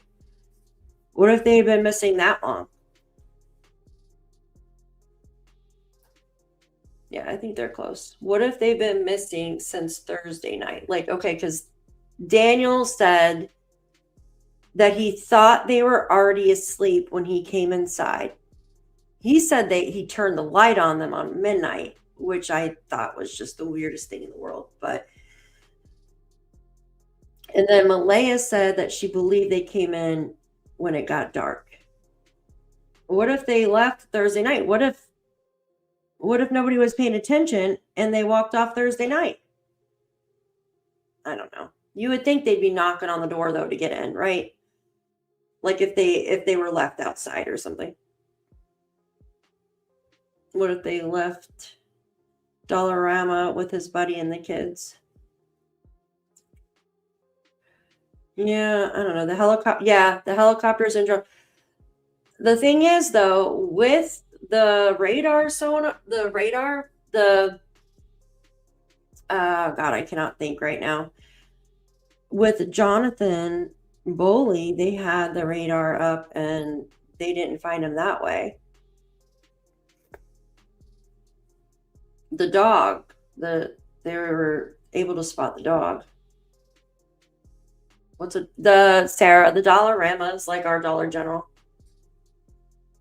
From my understanding. Infrared, there you go, thank you. Infrared sonar.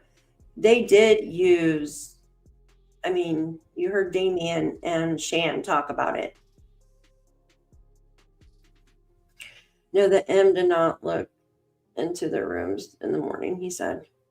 So say we're going off of, say everything is true, what they have told us, right? Which I know it's not, because I caught Daniel and I have 3 different stories from him from the morning, that morning. The first story he told them that when he got back, he went out on foot to search some more until the RCMP got there. Then it later went to, when he got back, he just waited. He didn't go searching. He just waited for them to get there. Then now the story went to when he got back, he had to park by the little marsh on the side because the RCMP were already like going towards Malaya. So it's 3 different stories. Yeah, but the bodies are already decomposed. They're already bone. And by now, unfortunately, if they're out there and they're not buried, their bones are probably scattered because of wildlife and stuff, you guys. Hi, Lori. Good to see you. Welcome in.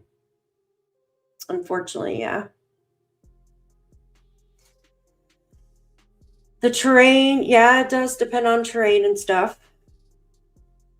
And look at the terrain there, too. Like, there's all the deadfall and stuff from the hurricane. Close to they're decomposing probably. Oh, they're already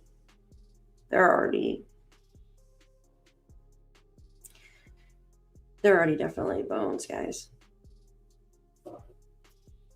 Oh, lightning. Oh my gosh. I miss the thunderstorms like in the summer, right? I still do not think Jack and Lilly are in the woods, in my opinion. No, everybody's allowed to have their own opinion. Long decomposed, yeah. Everybody's allowed to have their own opinion, absolutely. If they were out there, they would be skeleton remains, absolutely. Absolutely. Hi, Charmaine, good to see you. My, I don't really want to talk about it, but my baby's daddy, I'll say it like that, he did, was it 30 years search and rescue. So I know all about all that, like the searching for people and yeah, they're definitely not. It's very sad. Yeah. I believe they'll be found. Yes. Or items or something will be found. If they are bones. Yeah, they're definitely bones. And if there's even one bone found. So they can absolutely tell if there was any kind of trauma or anything by looking at the bones. You would need an anthropologist for that. Now, if there's clothing and stuff nearby, they can get particulates off of that if they're really looking into it to see if any kind of they could still look into that. If they're buried, I mean, if they're good at what they do, like say they were buried under a tree or something, or buried under, I know this is going to sound weird, that the tree would have more nutrients, like from the decomposing bodies, if that makes sense. Shannon Hudson needs a lie detector, in my opinion, to rule out any. I think that one guy is just a creep that lives on the road, though. That Vincent guy, he creeps me out. Like his voice itself makes me like sick to my stomach. And I'm sorry to say that, but he does. No, I agree, Betty. But that's the thing too, right?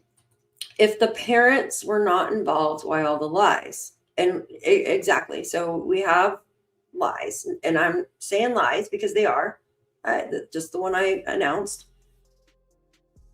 Then the inconsistencies, like with the shushing, right?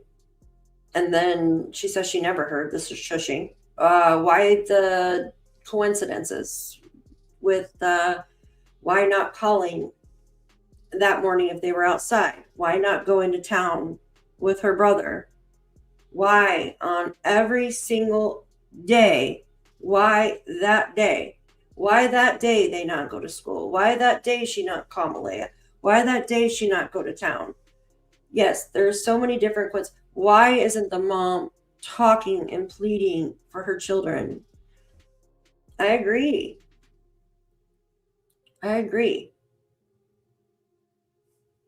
It just stinks. It stinks.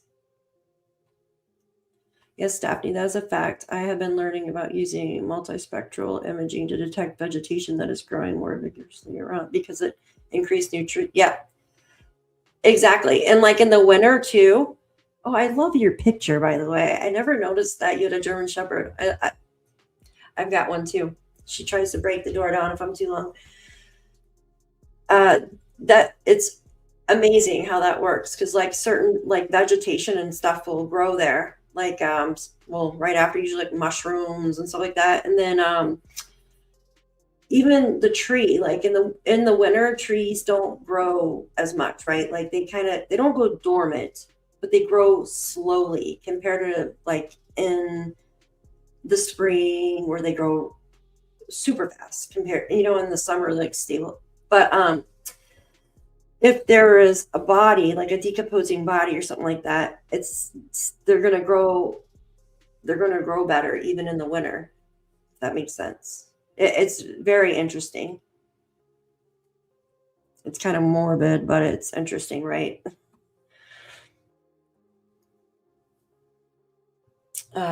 Even buried decomposition rises up to the surface. Yeah, they did. But sometimes dogs can miss stuff, right? Just like they missed Jonathan Boley.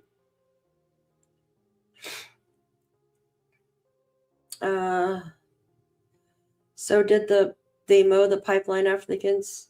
Yeah, it looked like it's been mowed. Well, it did in was it August?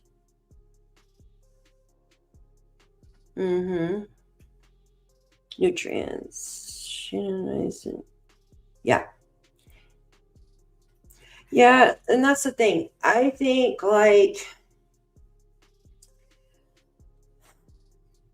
I don't know, I would try to do a dog that is highly trained. And I'm not saying, I know the RCMP, they start training their shepherds at 8 weeks, I believe. 8 or 10 weeks, guys. DOT is also cutting back the ditches in the area, which is helpful. That is very helpful. I think either they'll be stumbled upon by a hunter, or maybe a hiker, or I think would be a good thing too if someone got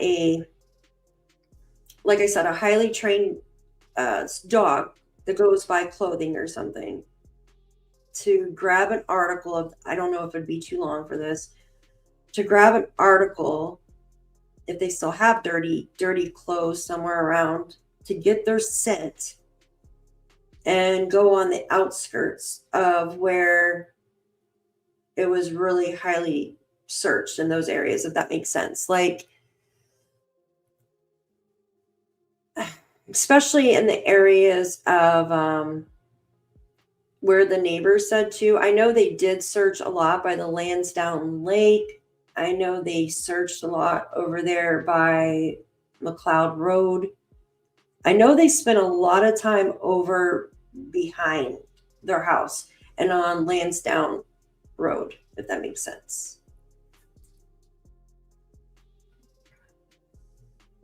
Well, it's not even about that either. If they did, how can 3 people harm and disposed? It could have been a total accident too, you know? Yeah. It could have been a total accident and they're scared. I don't, like I said, I don't know exactly what happened. I have my suspicions, and usually the simplest of explanations, right? The simplest of explanations, they either walked off, right? They either walked off, like maybe the night before, and maybe that's why all the different freaking statements and lies. I don't know. But think about it. I just feel like if they walked off, why didn't mom leave? Like, why did she leave? Like, that she doesn't act like a normal mom. And I'm not trying to be rude or anything, but like, what other mothers, like in cases that have been solved, have hidden from the public? And the one that comes to my mind is Jaden Spicer's mom. Like, she didn't even talk to the news. She wrote a letter, a freaking letter. She didn't come out and plead for her child. She wrote a letter that was like a couple paragraphs. That's it. And the wording is so similar to Malaya's, which is scary. And we all know what happened to Jaden. We all know what happened to Jaden. She came out and actually, I don't think they probably would have found him unless she came out. And he was like, God, was he like 15 miles from home? 10 or 15. But he was in a sentimental area. He was very close to where his grandmother, who had custody before she passed away, he was close by her resting place. So, yeah, the lakes are frozen. Well, the thing is, if the lakes are frozen, anything that's on the bottom will usually come to the top, you know what I mean? Or start floating. Yeah, I don't think, Mariska, that's like the last thing. I honestly don't think so. Even if varied wildlife and bird activity could draw attention, yeah. But what now, there wouldn't really be bird activity though. I mean, if nothing's growing there right now, but like say in the spring, if an area starts, like the grass starts, that would be the best time to go out, would be early spring, right when the daffodils start coming out, right? Because daffodils are like one of the first. Do you guys have daffodils there in Nova Scotia? When our daffodils start coming up, that means spring is on its way. But our snow is not done yet. Like, we'll still get a couple more snows, right? Not enough to like, well, sometimes it snowed here in May before. It's crazy. But usually when the daffodils pop up, that would be the time to go out and search, because you want to look for, like, when they start sprouting on the ground, the daffodils, go out and search. If you see an area where the grass is like come in like luscious before other areas, that's where I would look. Just my thoughts on it. I don't think they're far. I don't. If you know what I mean. Definitely there's, well, but they went missing May 2nd, right? They went missing May 2nd. So when your bones are in the ground, right? Your bones have calcium. That calcium, as your body degrades, the calcium and all the vitamins in your body feeds the ground, feeds the dirt, it feeds the plants, it feeds the organisms, right? The fungi, all that. So as your body disintegrates, so they went missing May 2nd, right? The stuff was already, I think grass and stuff was already grown in there. The trees were already blooming and sprouting. So I think the best time to look would be when the daffodils start sprouting out of the ground. That's, if it was here, that's when I would start looking. Whenever you guys see your first sprout of the thing that comes sprouting, or the earliest, that's when you need to go and look. I would take a drone and try to fly around, because that way you could see the grass and whatever else is blooming the best, if that makes any sense. I don't know what the range on an ATV with 1 tank of gas would be, guys. Yeah, I don't think they use that much gas. Depends on the type of ATV.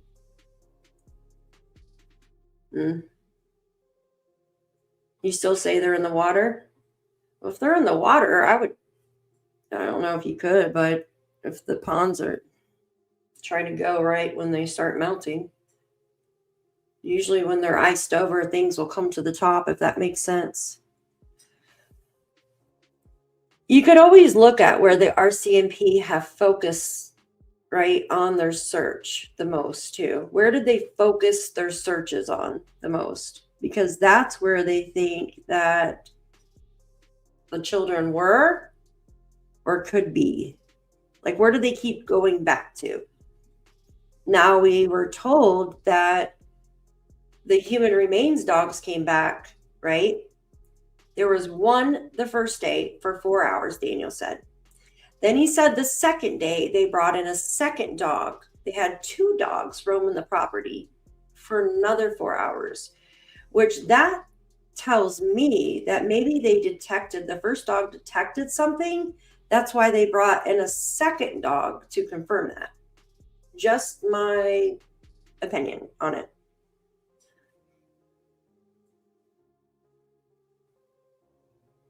Yeah. There's so many water. There is. It's a Nova Scotia surrounded by water. It's like Florida. It's a peninsula. It just floats out there.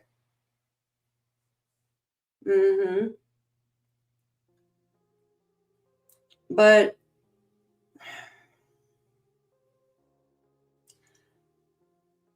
it's just, if they went into the woods out here, let me put y'all's thing up. I can't see anything. If they went into the woods at night or in the morning, there's a very high chance coyotes would have sniffed them out, and coyotes grab and go, so maybe not together. Oh, like if they've already passed away.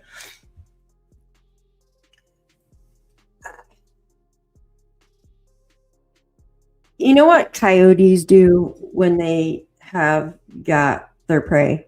What do coyotes do when they grab their prey? I actually just posted a video of some coyotes. When coyotes have prey or have gotten their meal, they carry on. They're annoying. They will sit there and howl and carry on like freaking crazy.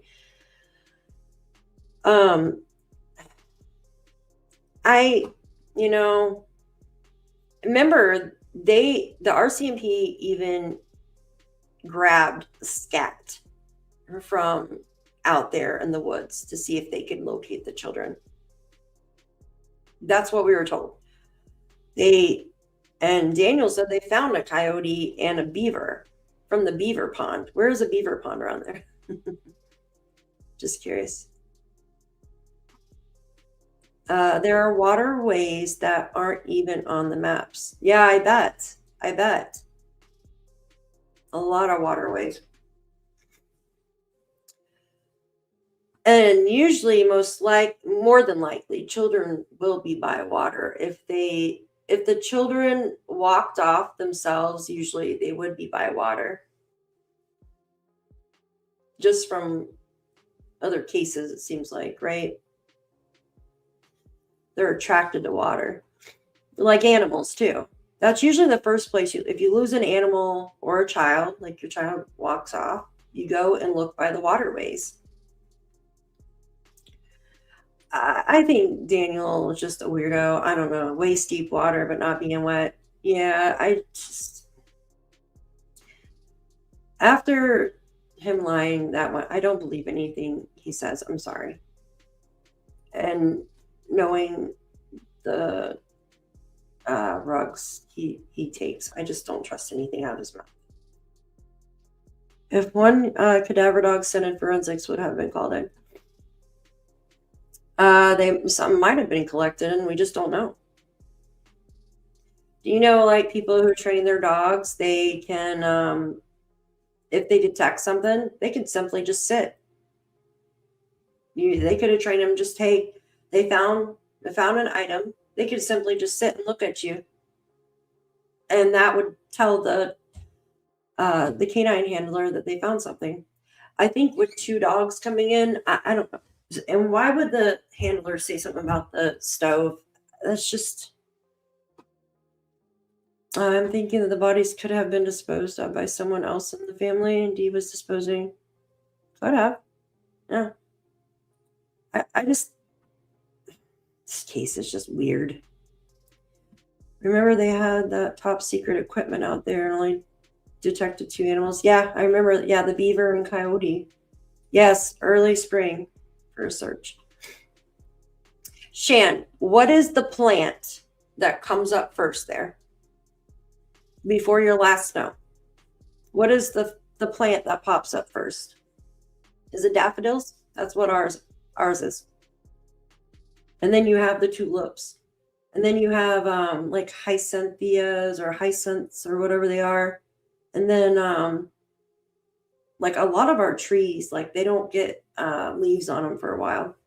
Our pine trees keep their needles, of course, but I think there may be something in the odd message General put out there for Malaya about the meeting. Yeah, that was real strange. I think he was just trying to get her back, though. But I mean, it could mean something. And that right there, that statement he put out, that he would be the Daniel he used to be, told me that their relationship was not good. You know what I mean? I think that they were hid somewhere not on the property and they didn't find any remains. They could have kept quiet. I think if they were hid somewhere not on the property and they didn't find any remains, they could, yeah. If they hid them somewhere, yeah, in mushrooms. All right. It's so ballsy posting a photo of waist deep 2 months ago. Did he post a photo of him in waist deep water 2 months later? I didn't even see that. Jesus. I have lots of family on math. They make weird shit up or stuff up, excuse me. Just using, yeah, I'm being paranoid. I'm floating right now. I can't swim, so I hope we don't see. Hello, I'm not really laughing. All right, well, you guys need to stop talking about food. I am so hungry. God, I've been on here for 2 hours now. My opinion, if they're in a car trunk or totes, if the water, they would be going to come to the surface. I don't, here, let me just put them up here so I can read them better. I don't think any family members would be daft enough to bury the kids on their grounds. Yeah, I don't see that either. And please visit close family member. I don't see that either.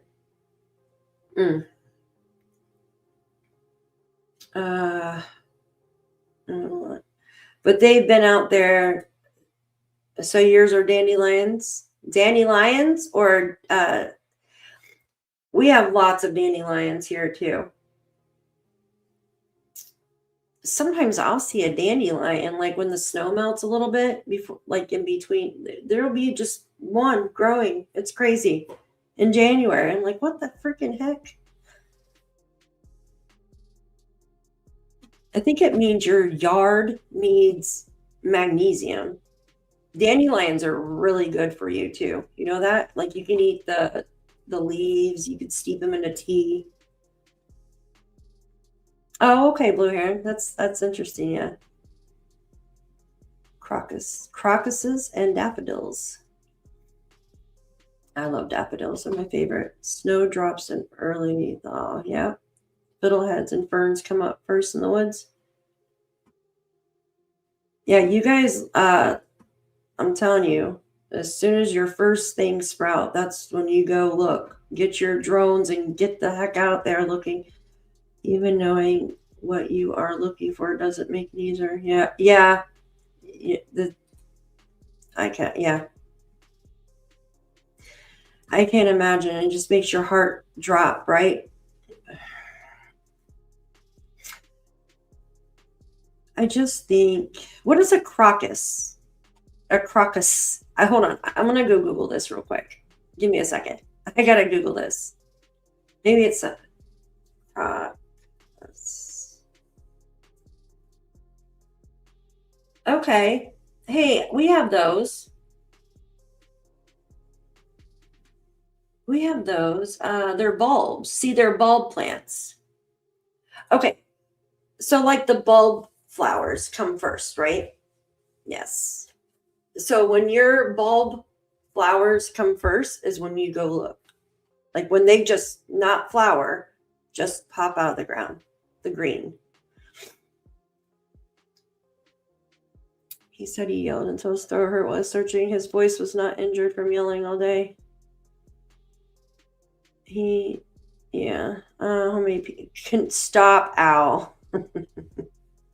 You're making me feel like for a relation to eating. Yeah, you guys are making me freaking hungry. Who would ask a family member to use their? I honestly, guys, I don't. If, in my opinion, if Daniel did something, he's not going to tell too many people. This is just speculation. I'm not saying he did, because literally he wants people to look up to him, not down on him. Shan, thank you. They all have diabetes. So that PS, I'm at 985. Oh, good job. Hey guys, Shan's at 985. Put your link in the chat. So maybe we can get 15 more to get you to 1,000. That's awesome. I'm just joking. That's me. Thank you, Shan. Yeah, post your link in the chat. You guys go sub up to Shan. She only needs 15 more to hit 1,000, you guys. Oh, we are neighbors. You're in New Jersey. Oh, Jen, hi. Good to see you. How are you doing, my lady? Crocus. Sorry. There are a lot of really intelligent people here. Thank you. Yes, Shannon, how are you? Are you a part of our Facebook? I was trying to contact you to see if you were okay. I know she had her surgery. I hope you are resting, my dear, and feeling better. You're lost with this case. I think we're all in the same boat, because there's a lot, right? Oh, good night, Miss Julie. Have a great night, hon. Get some rest. You're already on her, Sarah? Yeah. Yeah, she's got a great channel. Make wine out of them. Very interesting. Crocuses. I'm going to crocus you out. Oh, Jen, I'm sorry. Yeah, I am too. They could have been moved. I don't think they were moved by a person. If that's the case, right? I don't think they were moved by a person. Like, who would dare do that? Like when people are watching. And there was something the RCMP said. Shan, was it in that new article that came out? Where's that new article at? Do you guys have that new article that just came out? Oh my God, what the heck? I read it. Give me a second. I got to pull it up. There was something they said about, where did I see that? Where they said there's still watching areas or something. Where the hell was that at? Oh my gosh. Where was that at, you guys? It was the Globe and Mail? Was it? Was it the Globe and Mail one? All right, let's read this real quick. Was it the Globe and Mail one, you guys? I know a lot of tech stuff, but sometimes I'm just like, I can't remember. Oh, American Justice. Question. What article was it in where they said that they are monitoring areas? Like where it sounded like they had surveillance on areas still? Was it the new one that came out?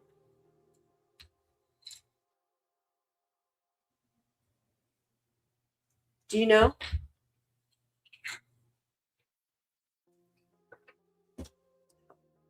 My hair is horrible. I have got to put a toner on it. Do you know? The Globe and Mail is the most... Okay, thank you. Besides the Advocate. Okay, thank you so much, Shan. Thank you. Okay, I got it right here then. I want to read that to you guys real quick. And then I'm probably going to go get some food because y'all are talking about food like crazy. And my stomach is rumbling. You could probably hear it now. 13 more subscribers, you guys. Did you put your link in here? Okay, I'm going to read this real quick. Okay. I know we went over it the other day, but here. Actually, no, I don't want to do that. The question of how 2 young children could just disappear has kept the RCMP head of major crimes in Nova Scotia awake for many nights since Jack and Lilly reported missing from their home last May. But Staff Sergeant Rob McCann, the acting officer in charge of major crime and behavioral science, insists police are still making progress with the case, and he's confident that in time it will be resolved. This is not a file that sits at work and you pick it up in the morning, said Staff Sergeant McCammon. You've got 2 very vulnerable people. I can't say that word right. Vulnerable people who perhaps were in some difficult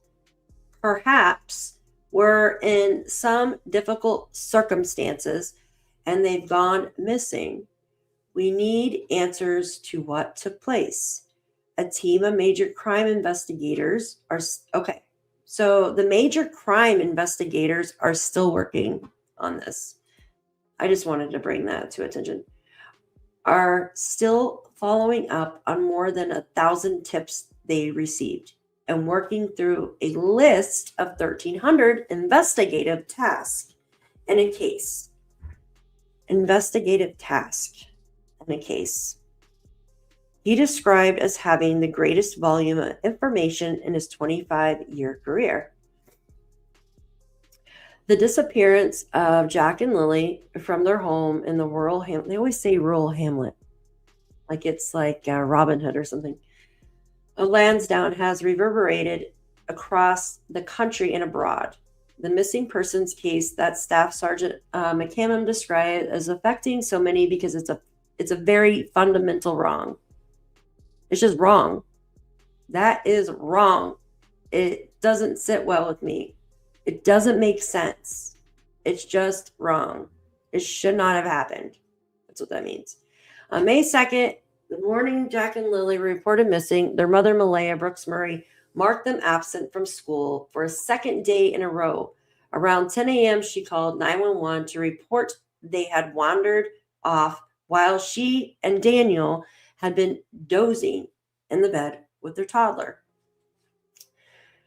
McCammon declined to speak about an investigative theory or theories in an interview at the RCMP headquarters in Dartmouth this month, saying all avenues are still under consideration, and he has to consider the impact on long-term justice. Should criminal charges be laid out? But he added police are making headway. I believe we had made ground when it comes to where things are heading and what we are finding out. We're collecting information from all areas. We're assessing that, and it's helping us form pictures of what may have taken place. We're going to continue to work down that road. It goes to say the Globe had previously reported on troubling issues inside Jack and Lilly's home, including admitted drug abuse by Daniel Martel, multiple black eyes on Jack and Lilly, controlling behavior that affected their mother, Malaya, and other pressures brought on by talking about fighting or something going on there. Financial struggles. That's the way I took that right there. The Globe's reporting also revealed that a provincial child protection social worker had visited the children's home to investigate a report of suspected abuse or neglect, period. McCammon said police interviewed the social worker involved with Jack and Lilly and others with valuable information about the children's circumstances. We have looked at their movements in the days prior and the kinds of things that were going on in their lives. So they're watching everything they did prior, right, to Jack and Lilly going missing. As a part of our investigation inquiry, he said. Such a weird picture. He's like looking off to the sunset or something. Both parents explained the children's sudden disappearance the same way. The kids must have put their boots on, opened the sliding door, and said sayonara, right? In the fenced backyard. The three adults who live on the property, including the children's step-grandmother, Janie, told police they heard the children playing in the morning. They disappeared.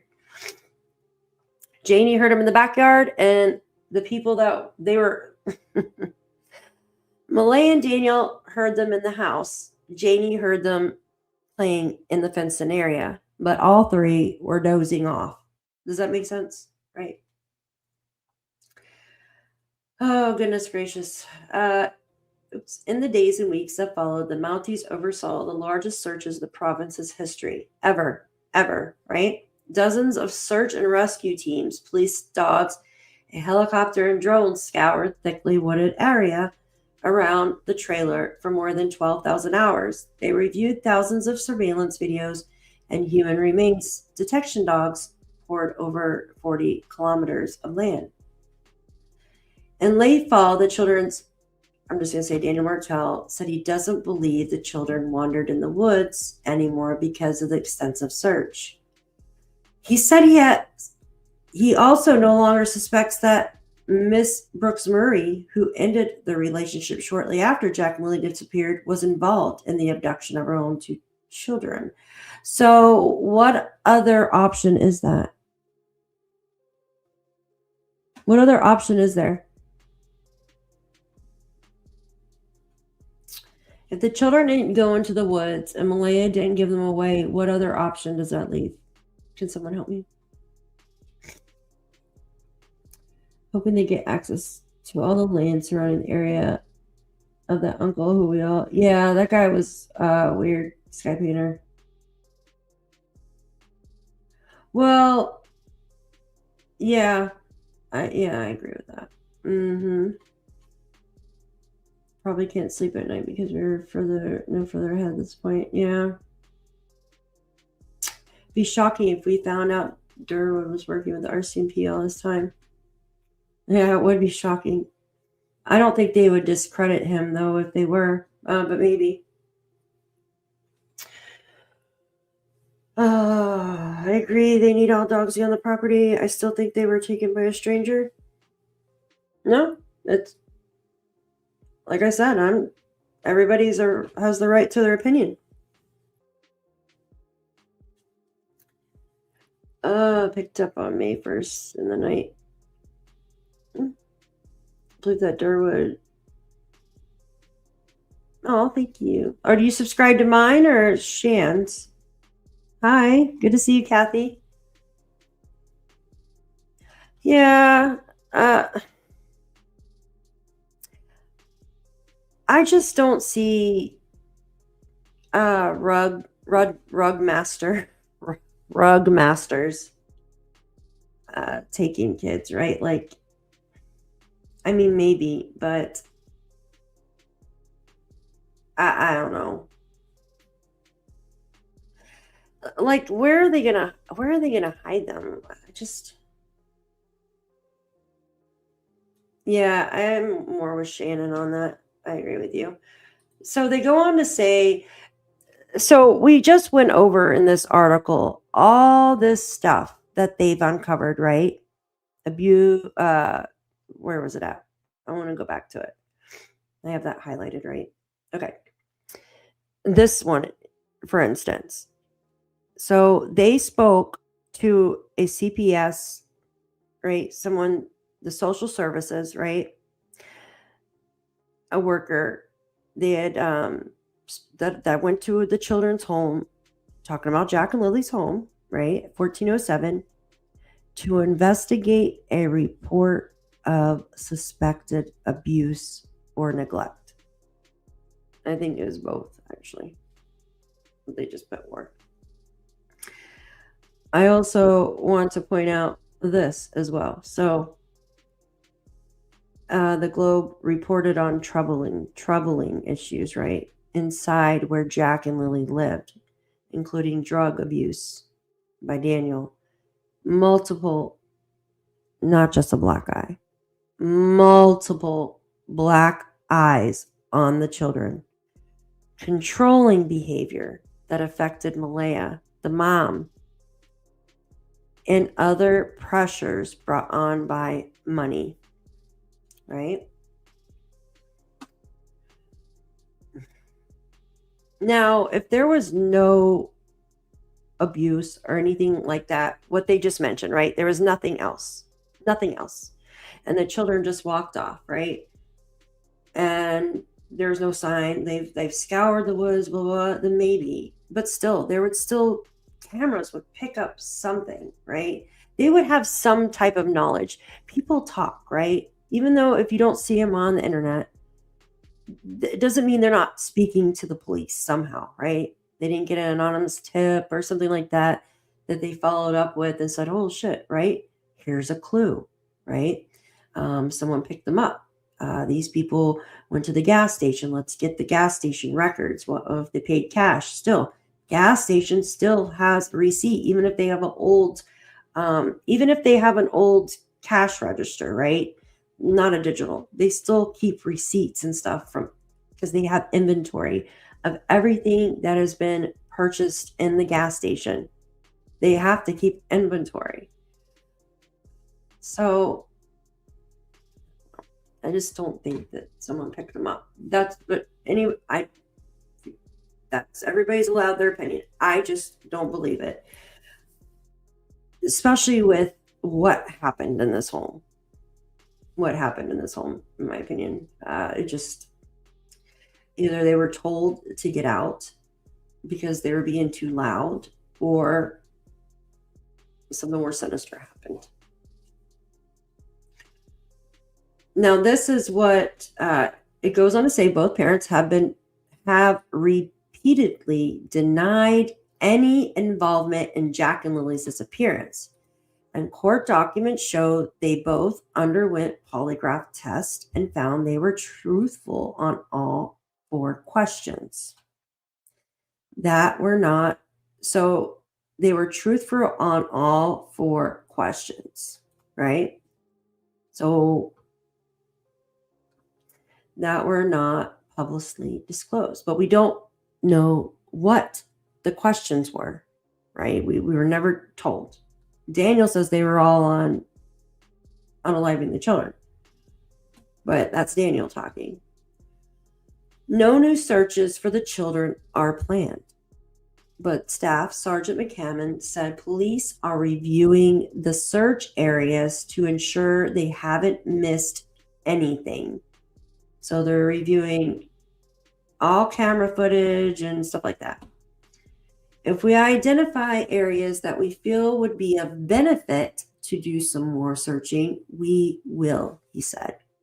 So they're going through all the body cams that they're aware, like everything, the drone footage and all that they've searched over. It goes on to say, without answers, social media and online content creators have more than filled the void, right? We've all filled the void with misinformation, speculation, while these online communities help keep the case in the public's eye. McCammon said they can also hamper the investigation. Like people seeing, oh my God, this shit drives me crazy. Someone posted last night on one of the chats and actually posted in one of the groups. It's an AI freaking video and it pisses me off because, it said the children had been found. It said they had been found. Right? Oh God, that hurts. Yeah, involved and knowing what happened. Yeah, no, I see what you're saying. Cool. And think about it, though. What the hell was I just talking about? I totally forgot what I was talking about. That's wonderful. Jesus. I totally forgot what I was talking about. There was something I was saying and I can't remember now. Jesus. Oh, yeah. The stupid AI video, which says that they were found. That, if you guys see a video and it says they've been found and the RCMP has not come out to say it, I want you guys to report those videos because this is what is happening.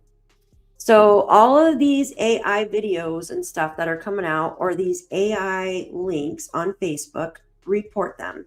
Because what is going on is like when you use ChatGPT or you use Google or Bard or anything like that, and you go into AI mode and you ask it stuff like that, it's gathering information from those fake videos and it's giving you the incorrect information.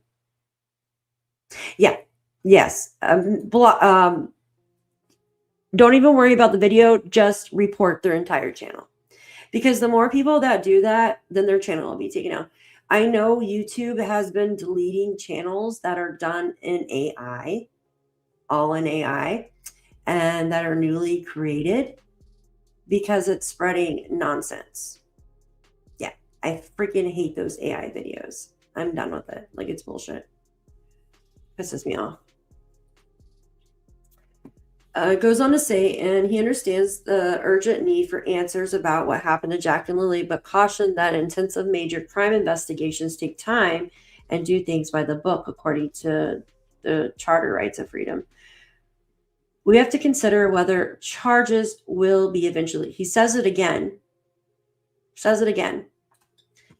We have to consider whether charges will be laid eventually. So we have to maintain the rule of law and take their time and do it right, basically, right?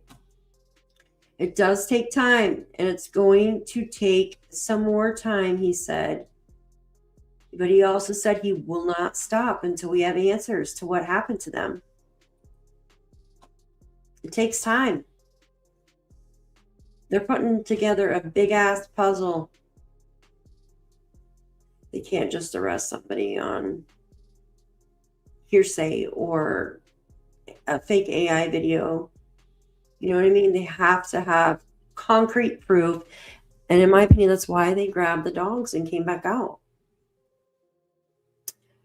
Well, I think if it was just neglect, they would have already put them in jail, right? Think about it. We know for a fact there was neglect, right? Think about it. Obviously, there was neglect going on. That's if the children just ran off, that's because of neglect, because they're not being watched. They would have arrested them just on that, right? They think about it. This is the way I look at it, and this is just my outlook. If the only thing they did was neglect those two children where they ran off, that's it, they would have arrested them already. But in my opinion, there is more, right? Yes, because it's going to be bigger. That's the way I look at it. Because here in the United States, if somebody neglected their child, they're in jail. They're in freaking jail. Young children like that, they throw their asses in jail. I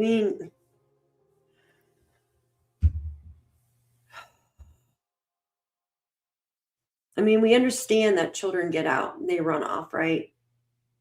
But with other shit going on in this, with the drug abuse, and the CPS already been out there and giving them warnings. They've had warning about what was going on.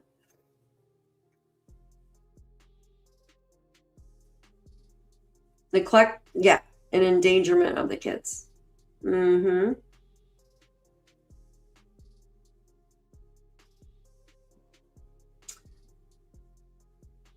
I agree, and you have your little finger towards your name. All right, I'm going to get off here because I'm starving.